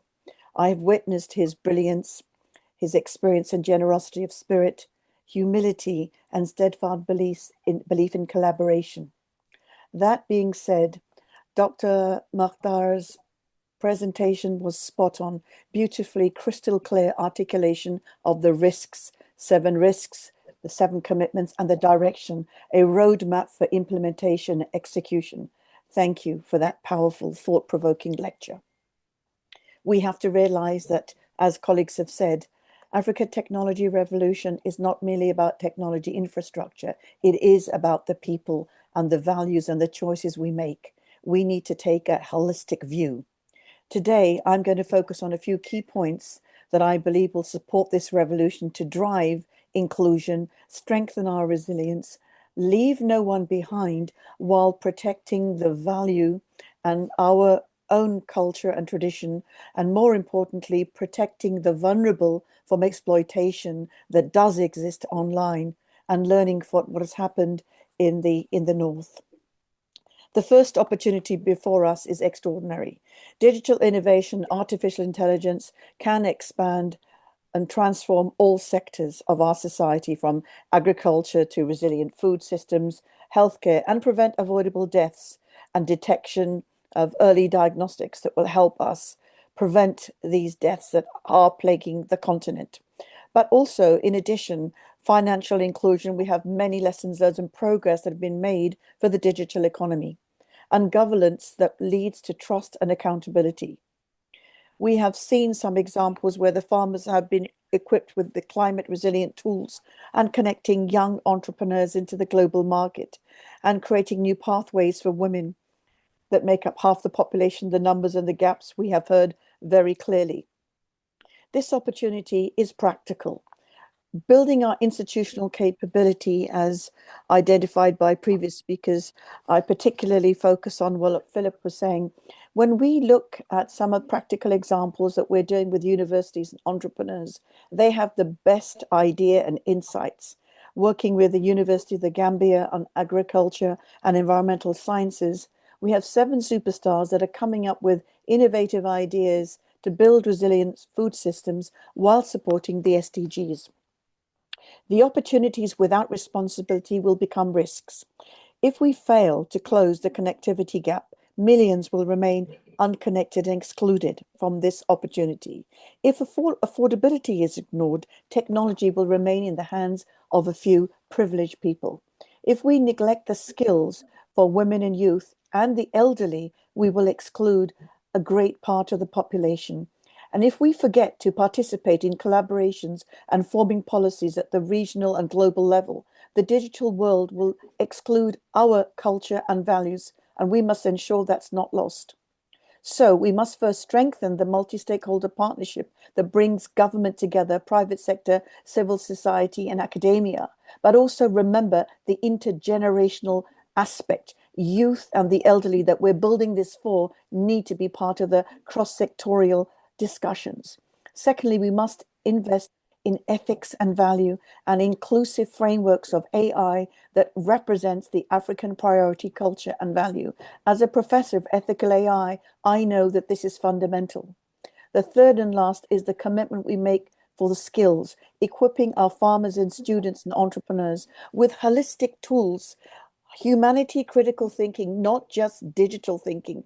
It's imperative that we build the capacity of all the skills that are required. And most importantly, we understand the online risks and those issues that these platforms are having in the global north. The growing issue of mental health and self-harm is a phenomena that cannot be ignored, because technology is not neutral. It's easy to be exploitive. So as we don't take this holistic approach, this divide will increase. So we need to figure out an integrated bridge that brings all of our values together to ensure this choice is aligned with our values and our needs. In closing, I just wanted to say that, Mactar, you've done a brilliant job, and you're focusing on people, not on profit, which will make a real impact. Your commitment to communities and protecting the digital sovereignty is wonderful. I hope and pray that we can continue to work together and build the trust that is needed for humanity, our value, our traditions, and our culture. So much depends on us building trust with each other and putting our egos and competition aside. Thank you so much for this opportunity. Thank you so much, Prof. Colleagues, we have just 10 minutes to wrap up, because we're going to have a small reception as well at the African Hall, and we want to start on time. But we recognize that we have some partners who are here, so we'll give them the privilege, maybe a minute each, to say what, or to react to the presentation, and then we'll give Mactar a couple of minutes to wrap up as well. So I see AUC here, I see GIZ, I see ITU, partners that Mactar has worked very closely with. So if I could start with AUC, any reaction or whatever you want to say here now? Just a minute or two. Please.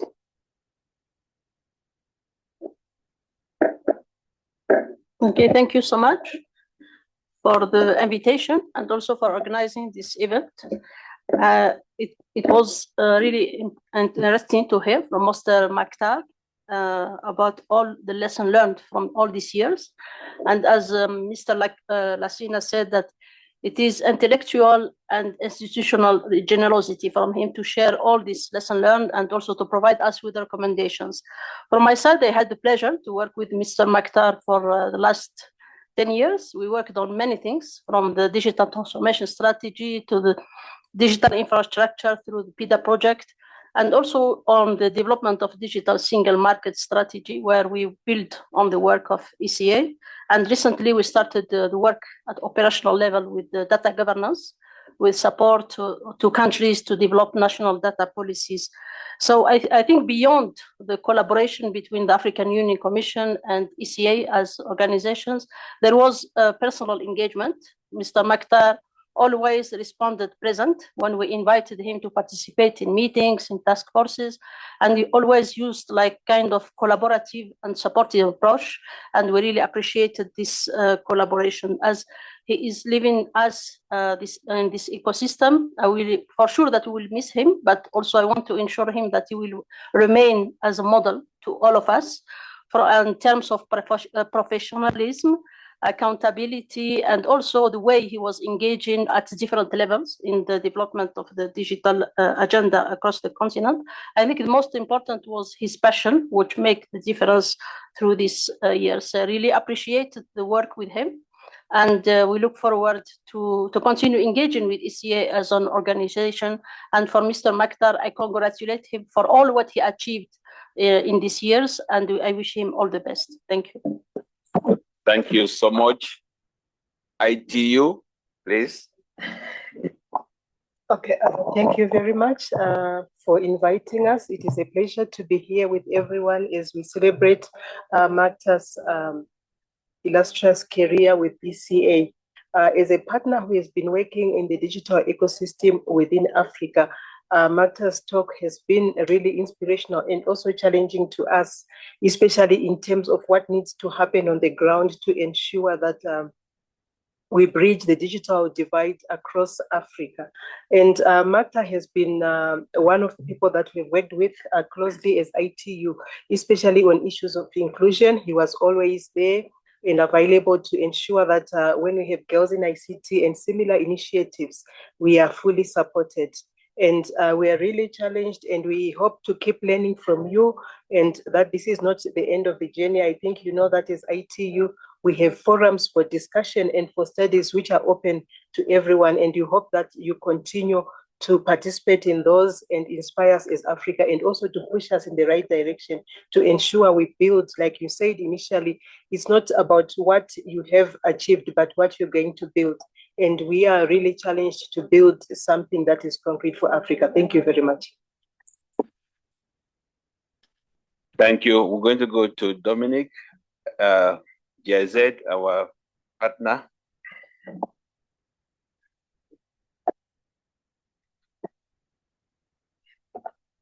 Yeah, thank you very much. So I've had the pleasure to work with Mactar and his team for the past year, together in a project together with the AUC, where we're supporting the development of data policy strategies across the continent. And one thing that we've noticed through Mactar and also his team is they've been a very effective implementer for us. And I think through the lecture today and also through discussions with him and his team, I think it's clear why this is. This is because they've always put the partner at the center, always focused on what is the context. And I think more than anything else, as you said, Mactar, the question from 20 years ago, what are you actually going to build? How are you creating value? I think is something that I would say I've seen has been driving the work of you and your team. So I'm very happy that we've had the opportunity to work with you and your team. I'm looking forward to building more with your team in the future. And I'm, as I think everyone else has said, I think we're all very sure that you will not stop building today. Thank you very much. Thank you. We'll move to Ngone, Director, ECA Sub-Regional Office for West Africa. Ngone, we'll have 1 minute, please. No, thank you. Thank you very, very much, Robert. I know the time is quite short.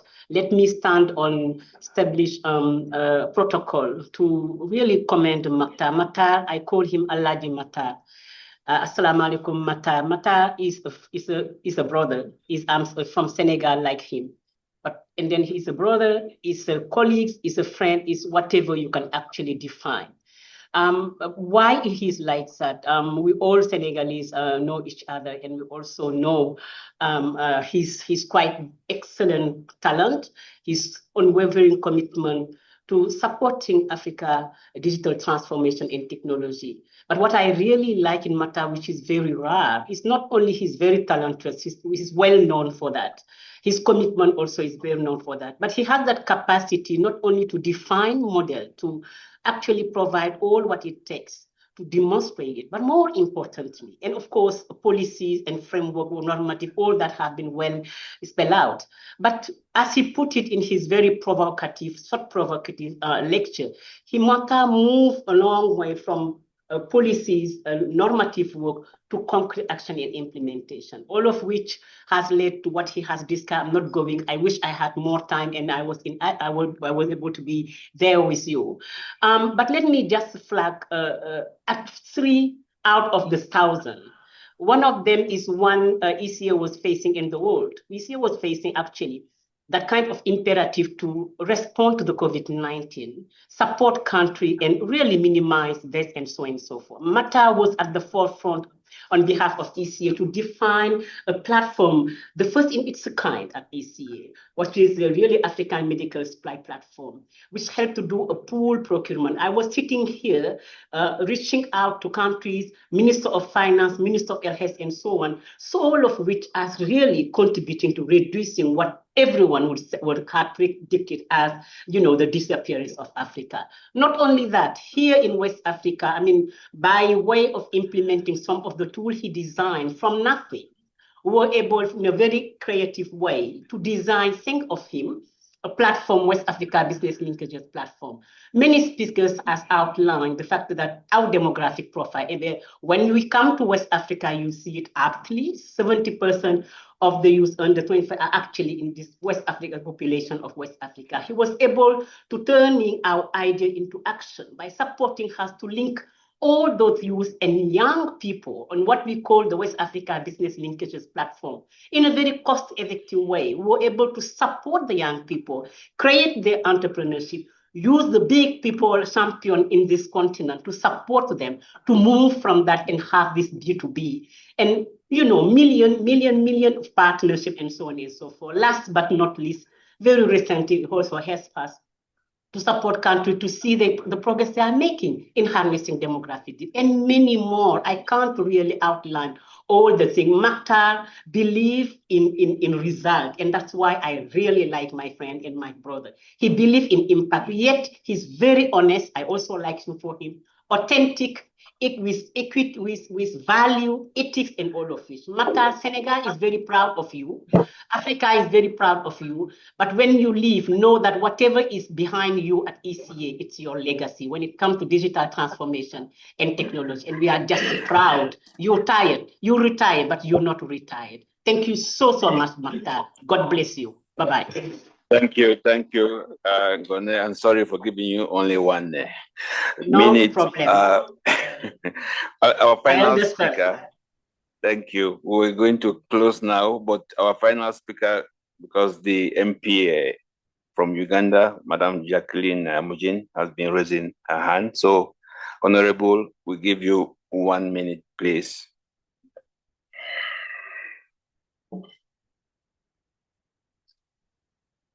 Is the Honorable MP still there with us?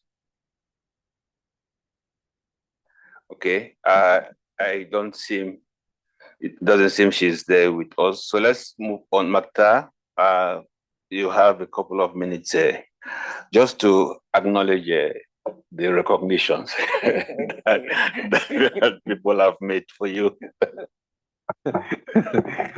Thank you very much, and thank you all for your kind word. I think it's you, not me. Yeah, because I can't do anything without people. And during these 20 years, I think we work together. Some we work together, some we work for 10 years, for 7 years. I work with your colleagues more than 20 years before I'm joined ECA. I think also GIZ, we have this great collaboration. We acknowledge this great collaboration between all people speaking today, and also for their support during this 2 decades. And always also ECA colleague, I would like to thank you. Thank you, the team, starting by SRO East Africa, Marit, until TCD, with Robert, Afwork, all the team, Bata, Beata, Ajam, and all this young generation, Melat, with their support. And I would like to, and also my Lishaila, my sister, Mama, and also my sister Ngone, my brother Lasina, and also my brother Ambassador Ka, my big sister Professor Abbas, and also Gibson and Mubarak also, and also my friend Dr. Alice from Research Africa. Thank you for all. And also we'll discuss on the report, I think, on the presentation. I think we don't have enough time now. And we are going to the farewell and people are waiting us, and we can continue the discussion. Of course, I'm staying around. I will leave ECA but I'm in the sector. I will be in Kigali, Dakar, and New York for that. Thank you.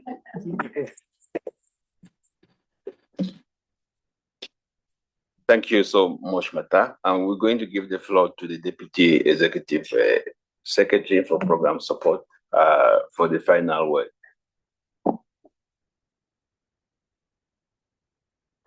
Thank you very much, Robert. Good afternoon to everyone. And first of all, thank you to all those who really organized this for Mactar.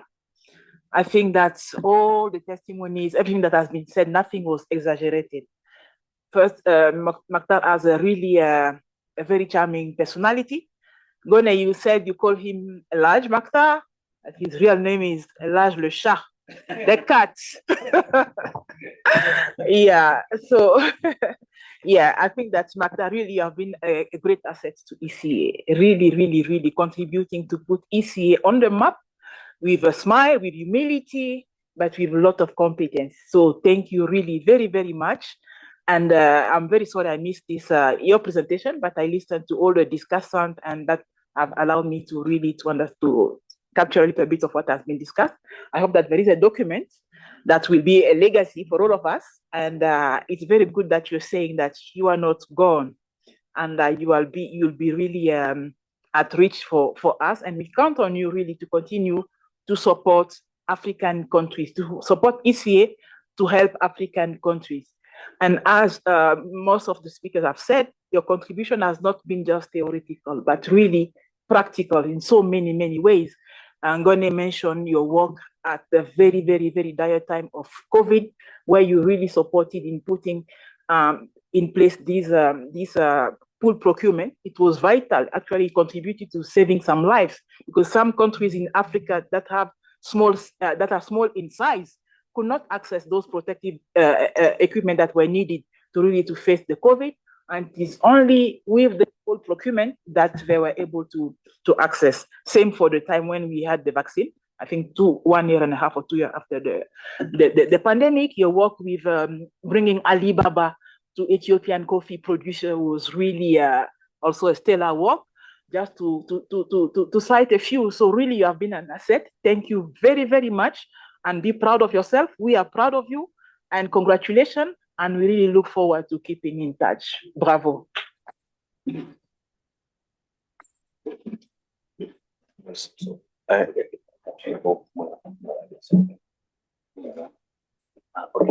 Yes, please. Mactar is saying that we cannot go without you saying a word. Thank you very much for being here. I've worked with Mactar since the days of Rwanda in the almost 20 years ago. That's when we met, and it's been a dear brother. I keep on saying he's a brother from another mother, that we worked together for so long. But I've heard so much, and we all appreciate you. The only thing risk I think you should add on the risk is mindset. Mindset in terms of the downstream for the. We all want to have a digital citizen. That's what we're building. And the digital citizen is the rural farmer, the rural person. Mindset in terms of them to use digital tools. And then on the other upstream is the leadership, the mindset that we deal in the intangible, not the tangible. The intangible so that they can understand that we need to invest in our youth and digital transformation. So thank you very much for all those years. Wish you all the best. We're still together. Thank you. Thank you. Thank you so much. So I think we have come to the end. In my village, they say that you don't speak after the head of the village has spoken. So Mama has spoken, so I can't say anything anymore, except that we meet at the African Hall for the reception right away. Thank you. And those who have not spoken, please, there will be an opportunity to speak there. Thank you so much.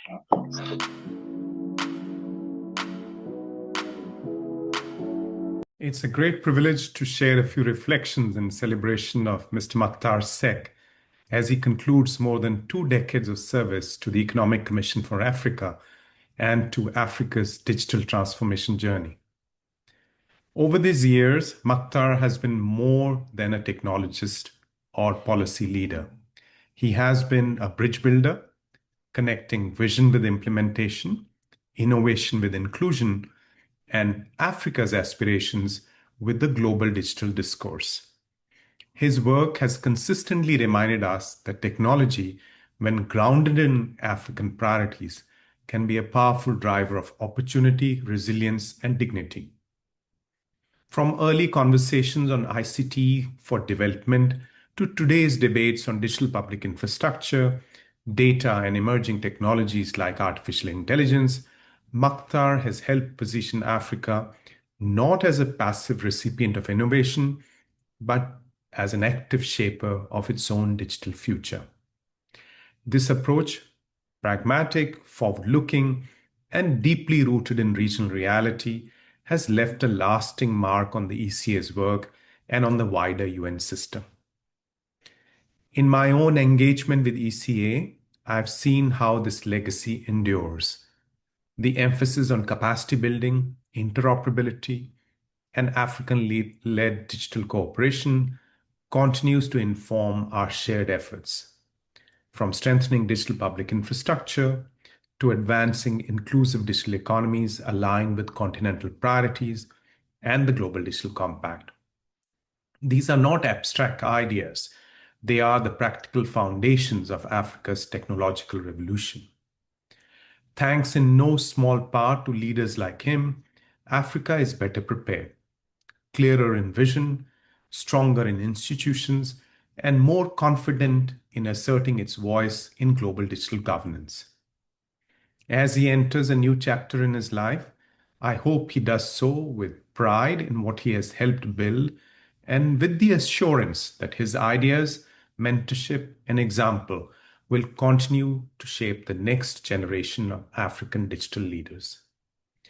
On behalf of UNODET, the Office for Digital and Emerging Technologies, I extend our deepest gratitude and our very best wishes for the road ahead. Africa's digital journey will continue, and will continue to carry his imprint. Dr. Seck has been such a valuable contribution to the African continent, especially around digital matters.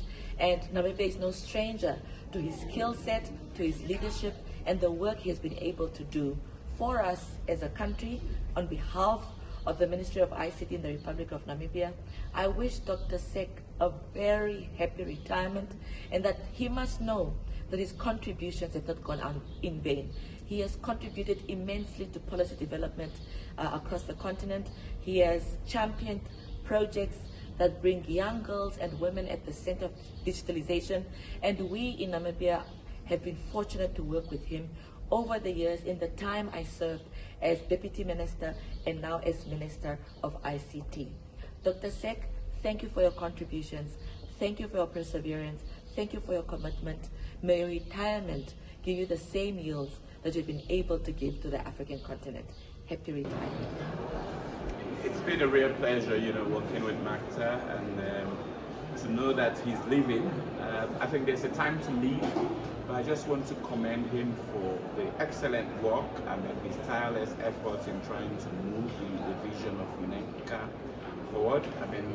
My personal experience from Sierra Leone, I think he's been like a frontier in trying to support us in digital transformation. We've had engagements with him, and we're benefiting from that endeavor. I think if we've had a push with digital transformation in the higher education landscape and technical education, I think Mactar has been a major support, fronting for UNECA. So to see him go, I know he's going, but I think he will always be a resource to all of us, in trying to support us. So Brother Mactar, I think everyone is really gonna miss you, but you've been a major resource, not just to UNECA, but across board.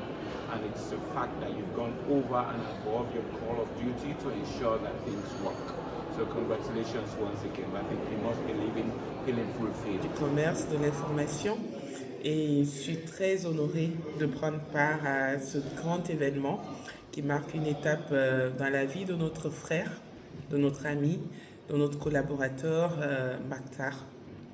Mactar, arrivé à ce moment précis de ta vie professionnelle, c'est tout un accomplissement et nous le reconnaissons. J'ai eu la chance de te rencontrer, je dis bien une chance parce que ça l'était, en 2022, alors que j'étais ministre en charge de l'information. Nous sommes rencontrés au sommet sur la cybersécurité à Lomé. Et depuis ce moment, j'ai vu un frère engagé pour son continent, pour son développement, mais surtout pour sa transformation numérique. Et tout de suite après, le contact s'est établi et de fil en aiguille aujourd'hui, je pense que c'est tout un continent qui parle de ton implication dans des projets d'envergure, de transformation. Pour la part de la Guinée, on note surtout ton grand engagement dans l'élaboration de la stratégie nationale de digitalisation, qui était une première pour nous, et aussi ta grande implication dans toute l'organisation des semaines du numérique depuis plusieurs éditions maintenant, et notamment ta présence à nos côtés lors du Transform Africa Summit, qui était un moment historique pour nous, pour notre pays, dans son positionnement au niveau du rayonnement international de la transformation numérique.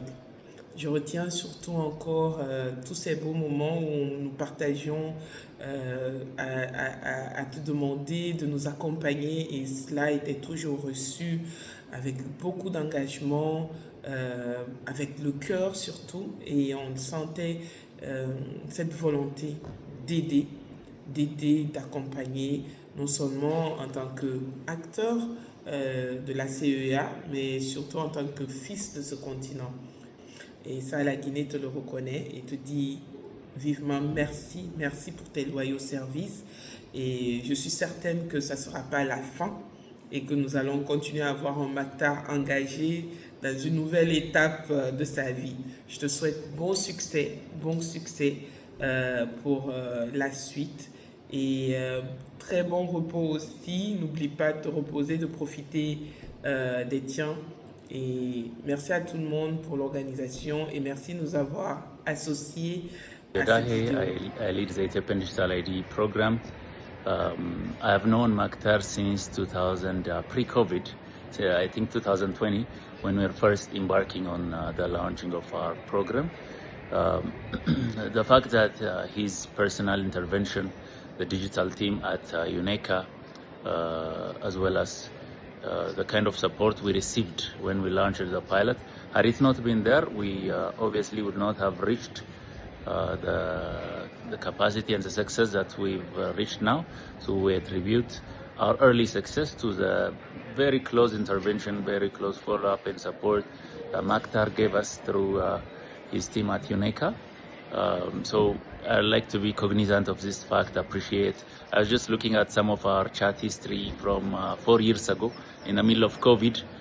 He was asking me, Mactar was asking me how many people have digital IDs, and my reply was 36,000. So from there, now we've surpassed 43 million people. So it goes to show it was at a very early stage that UNECA and Mactar has been working with us. And then, I happy to tell you that we've been collaborating on multiple events, multiple workshops, a lot of technical support and technical assistance we received. And he was very passionate about the topic, digital ID. It's a human resource issue. Human resource is the most important resource of any nation of Africa. And as such, he's been a tremendous leader. He's been working with us very closely, and I'd like to wish him well in his future endeavors. I'm sure he will stay close. Digital stays close with Mactar, so he'll stay close with in his heart. Ethiopia will also be very close to him, and I wish you luck in your upcoming endeavors, Mactar. Thank you so much. Voilà, je viens d'apprendre que M. Mactar Seck va quitter la Commission économique des Nations Unies pour l'Afrique pour aller vers d'autres horizons, ce après 20 ans de service.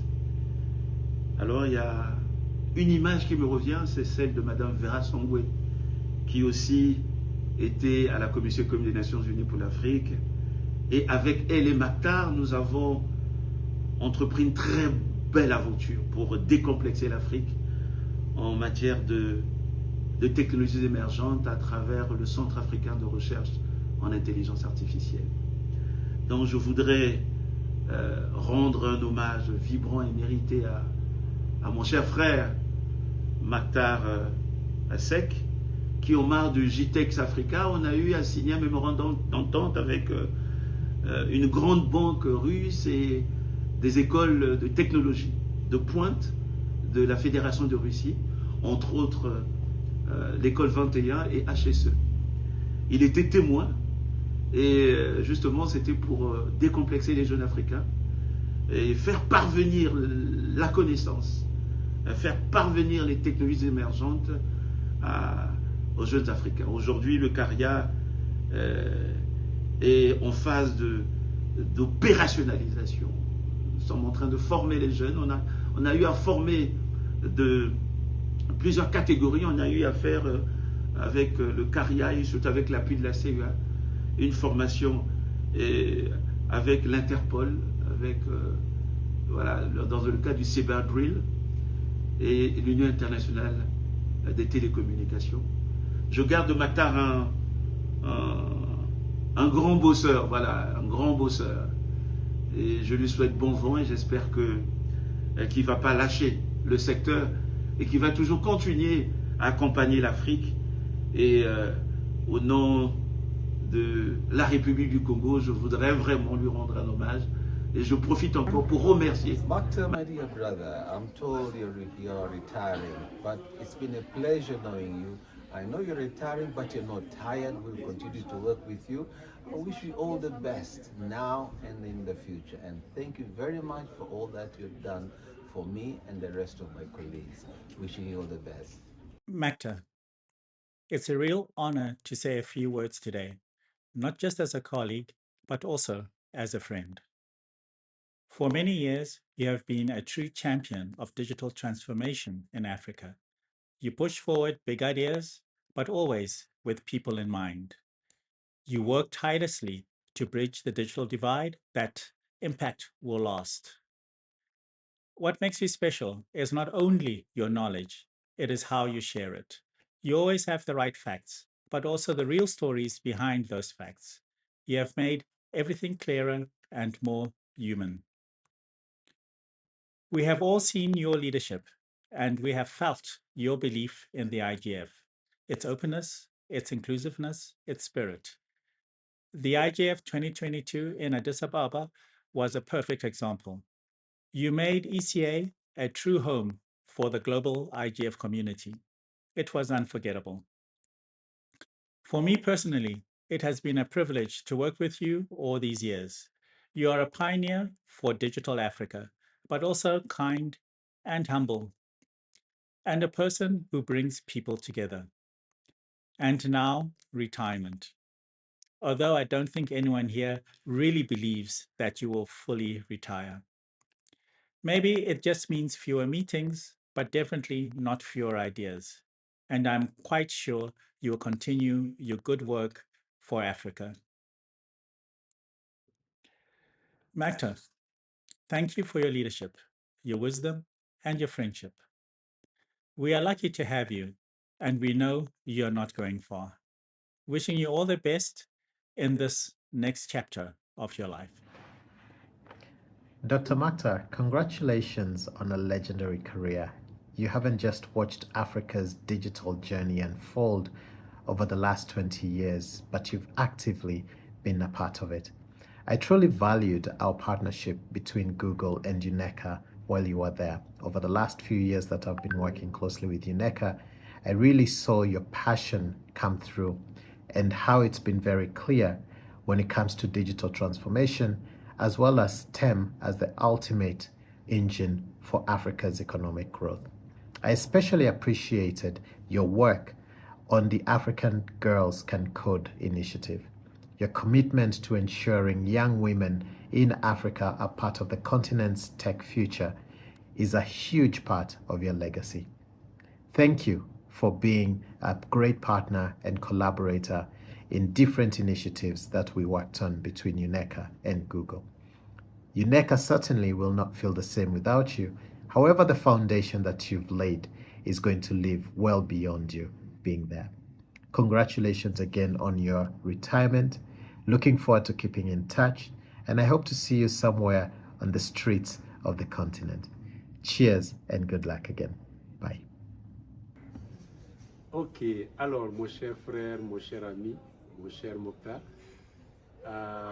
ça c'est un message d'amitié, c'est un message de fraternité, c'est vraiment et puis un message de joie parce que j'ai eu à te côtoyer dans le cadre de ton travail, j'ai eu à voir en tout cas ton professionnalisme, j'ai eu à voir la façon dont tu travailles, donc vraiment c'est de la grande amitié. C'est avec un cœur plein de joie que je m'adresse à toi pour te dire merci. Merci pour tout ce que tu as fait.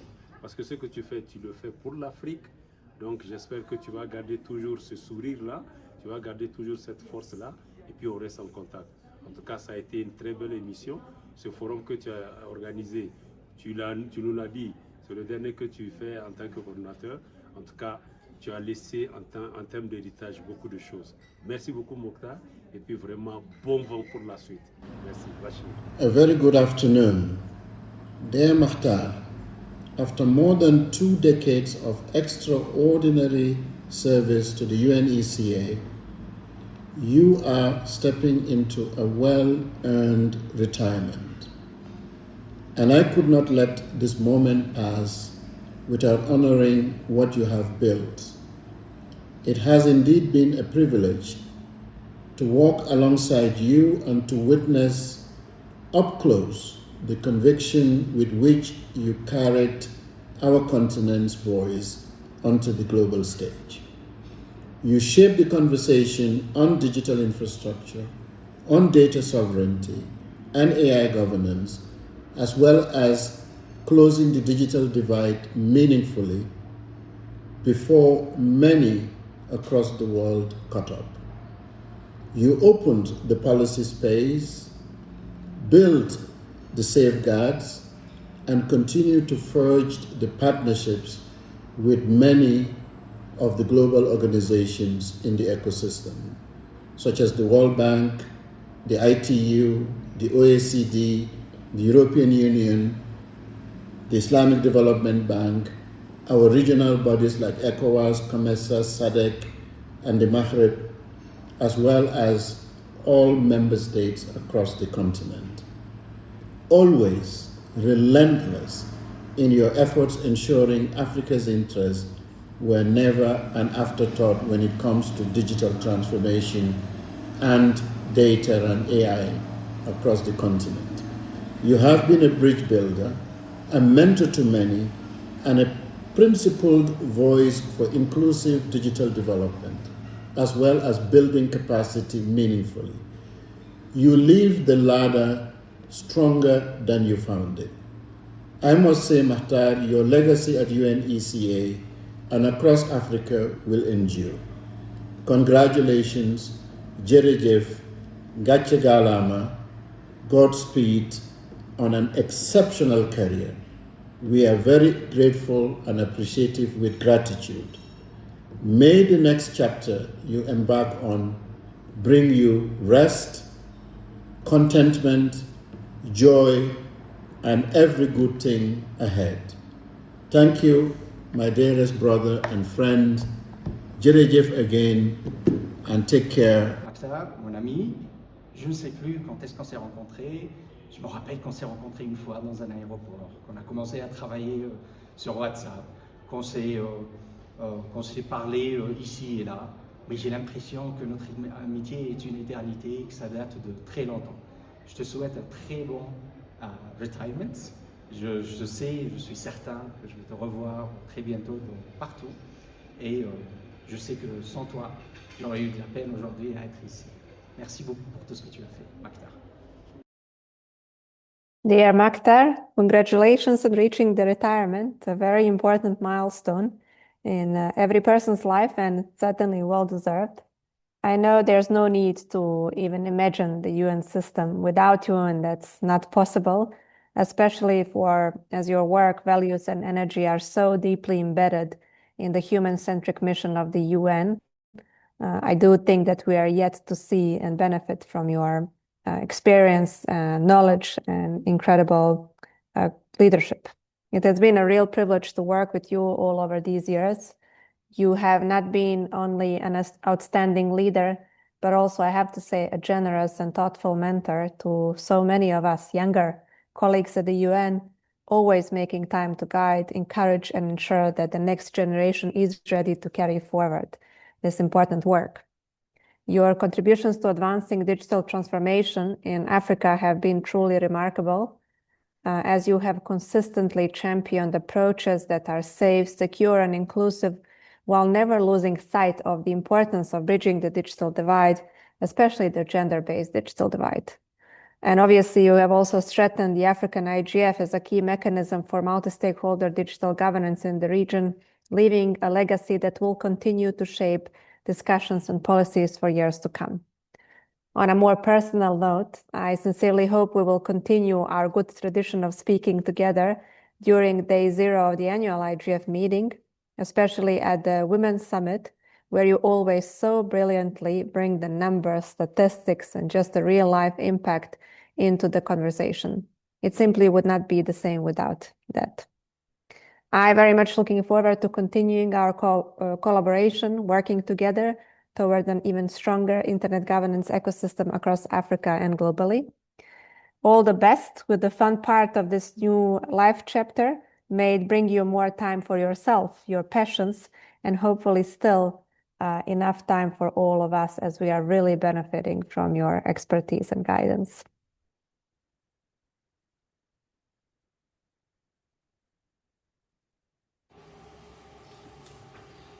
Dear Mactar, I wanted to say something from the heart.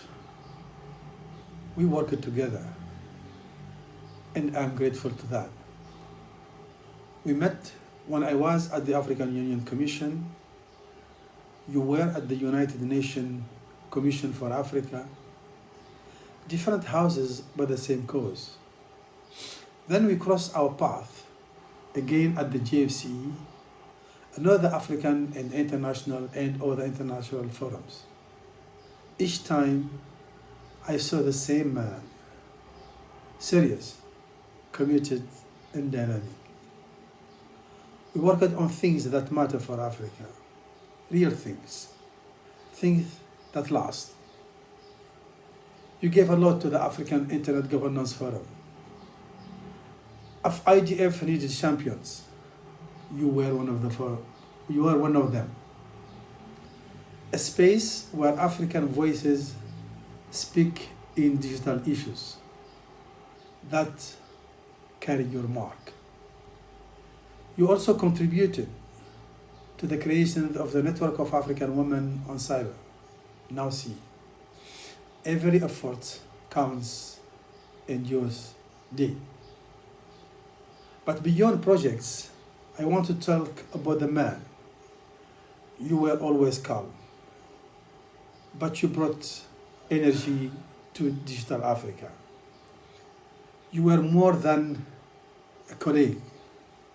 You were a brother. And I mean that. They say you are retiring. I don't believe it. You are not the kind of person who can't stop. You are the kind of person who moves, always forward. Africa still needs people like you. The work is not finished. And I know you know that. So, this is not a goodbye. This is a new beginning, a different chapter, but still your story. I wish you good health. I wish you peace. I wish you everything that your work deserves. Good luck and so long. Thank you very much for having me as a colleague, as a friend. Bye-bye. ሙክታር በጣም ጥሩ ሰው ነው።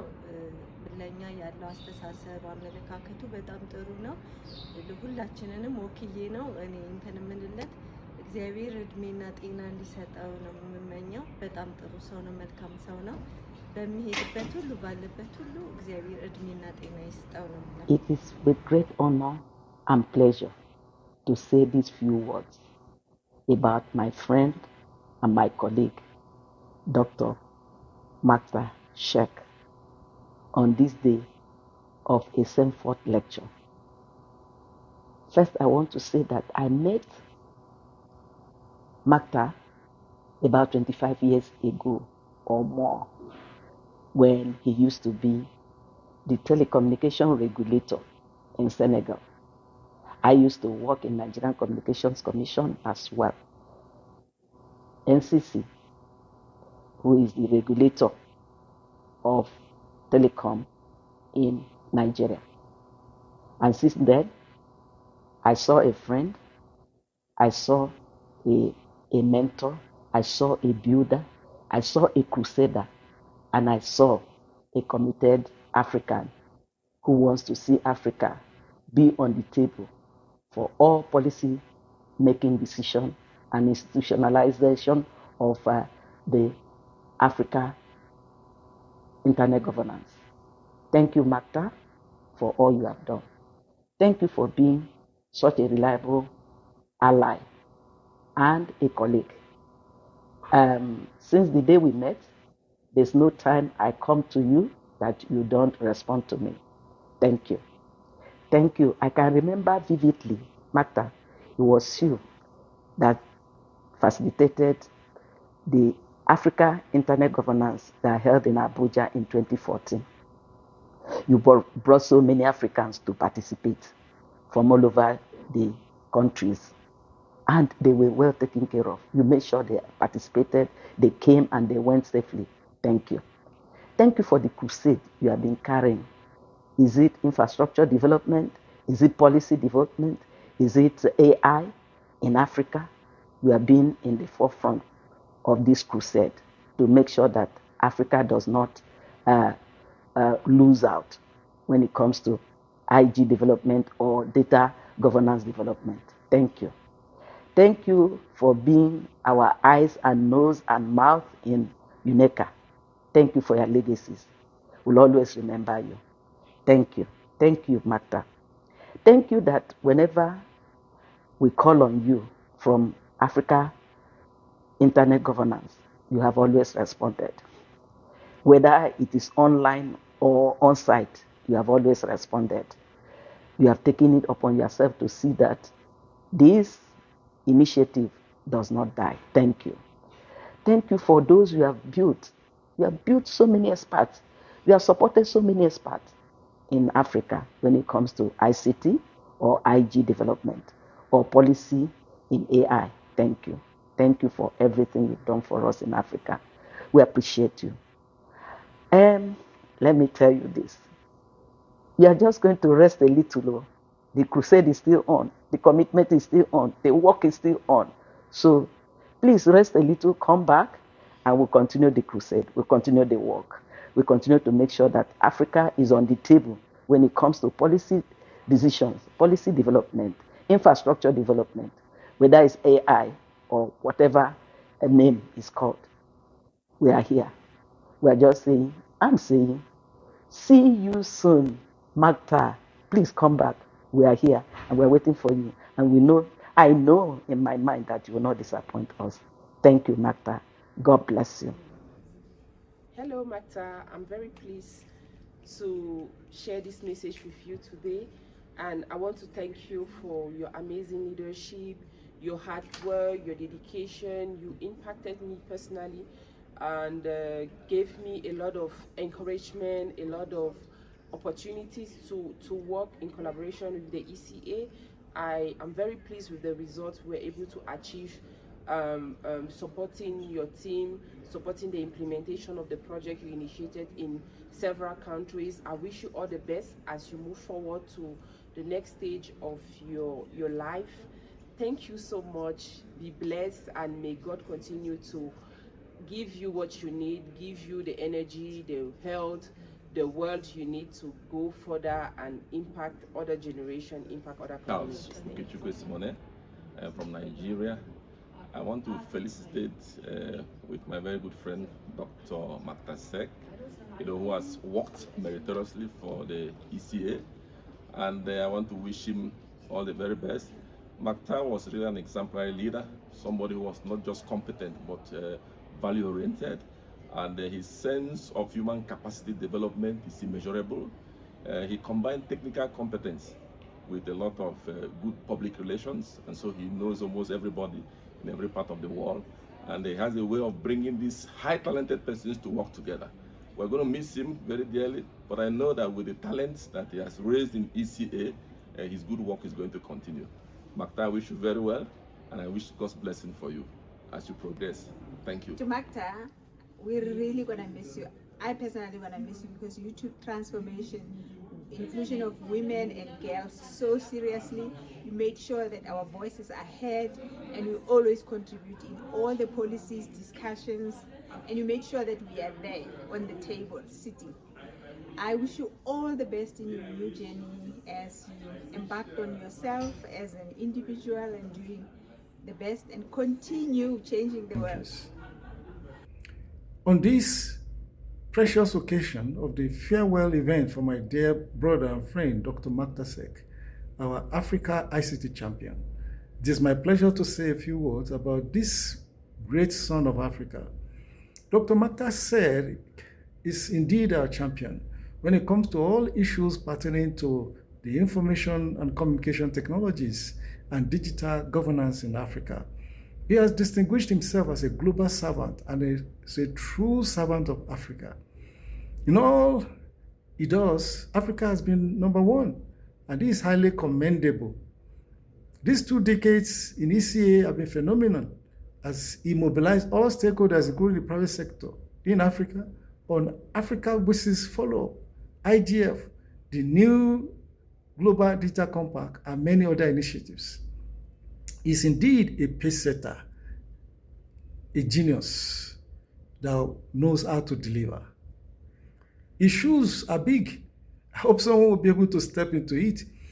So thanks for your support, Dr. Mactar, for the aspiration of the private sector in Africa, for AFICTA, Contemporary, and all indigenous African institutions.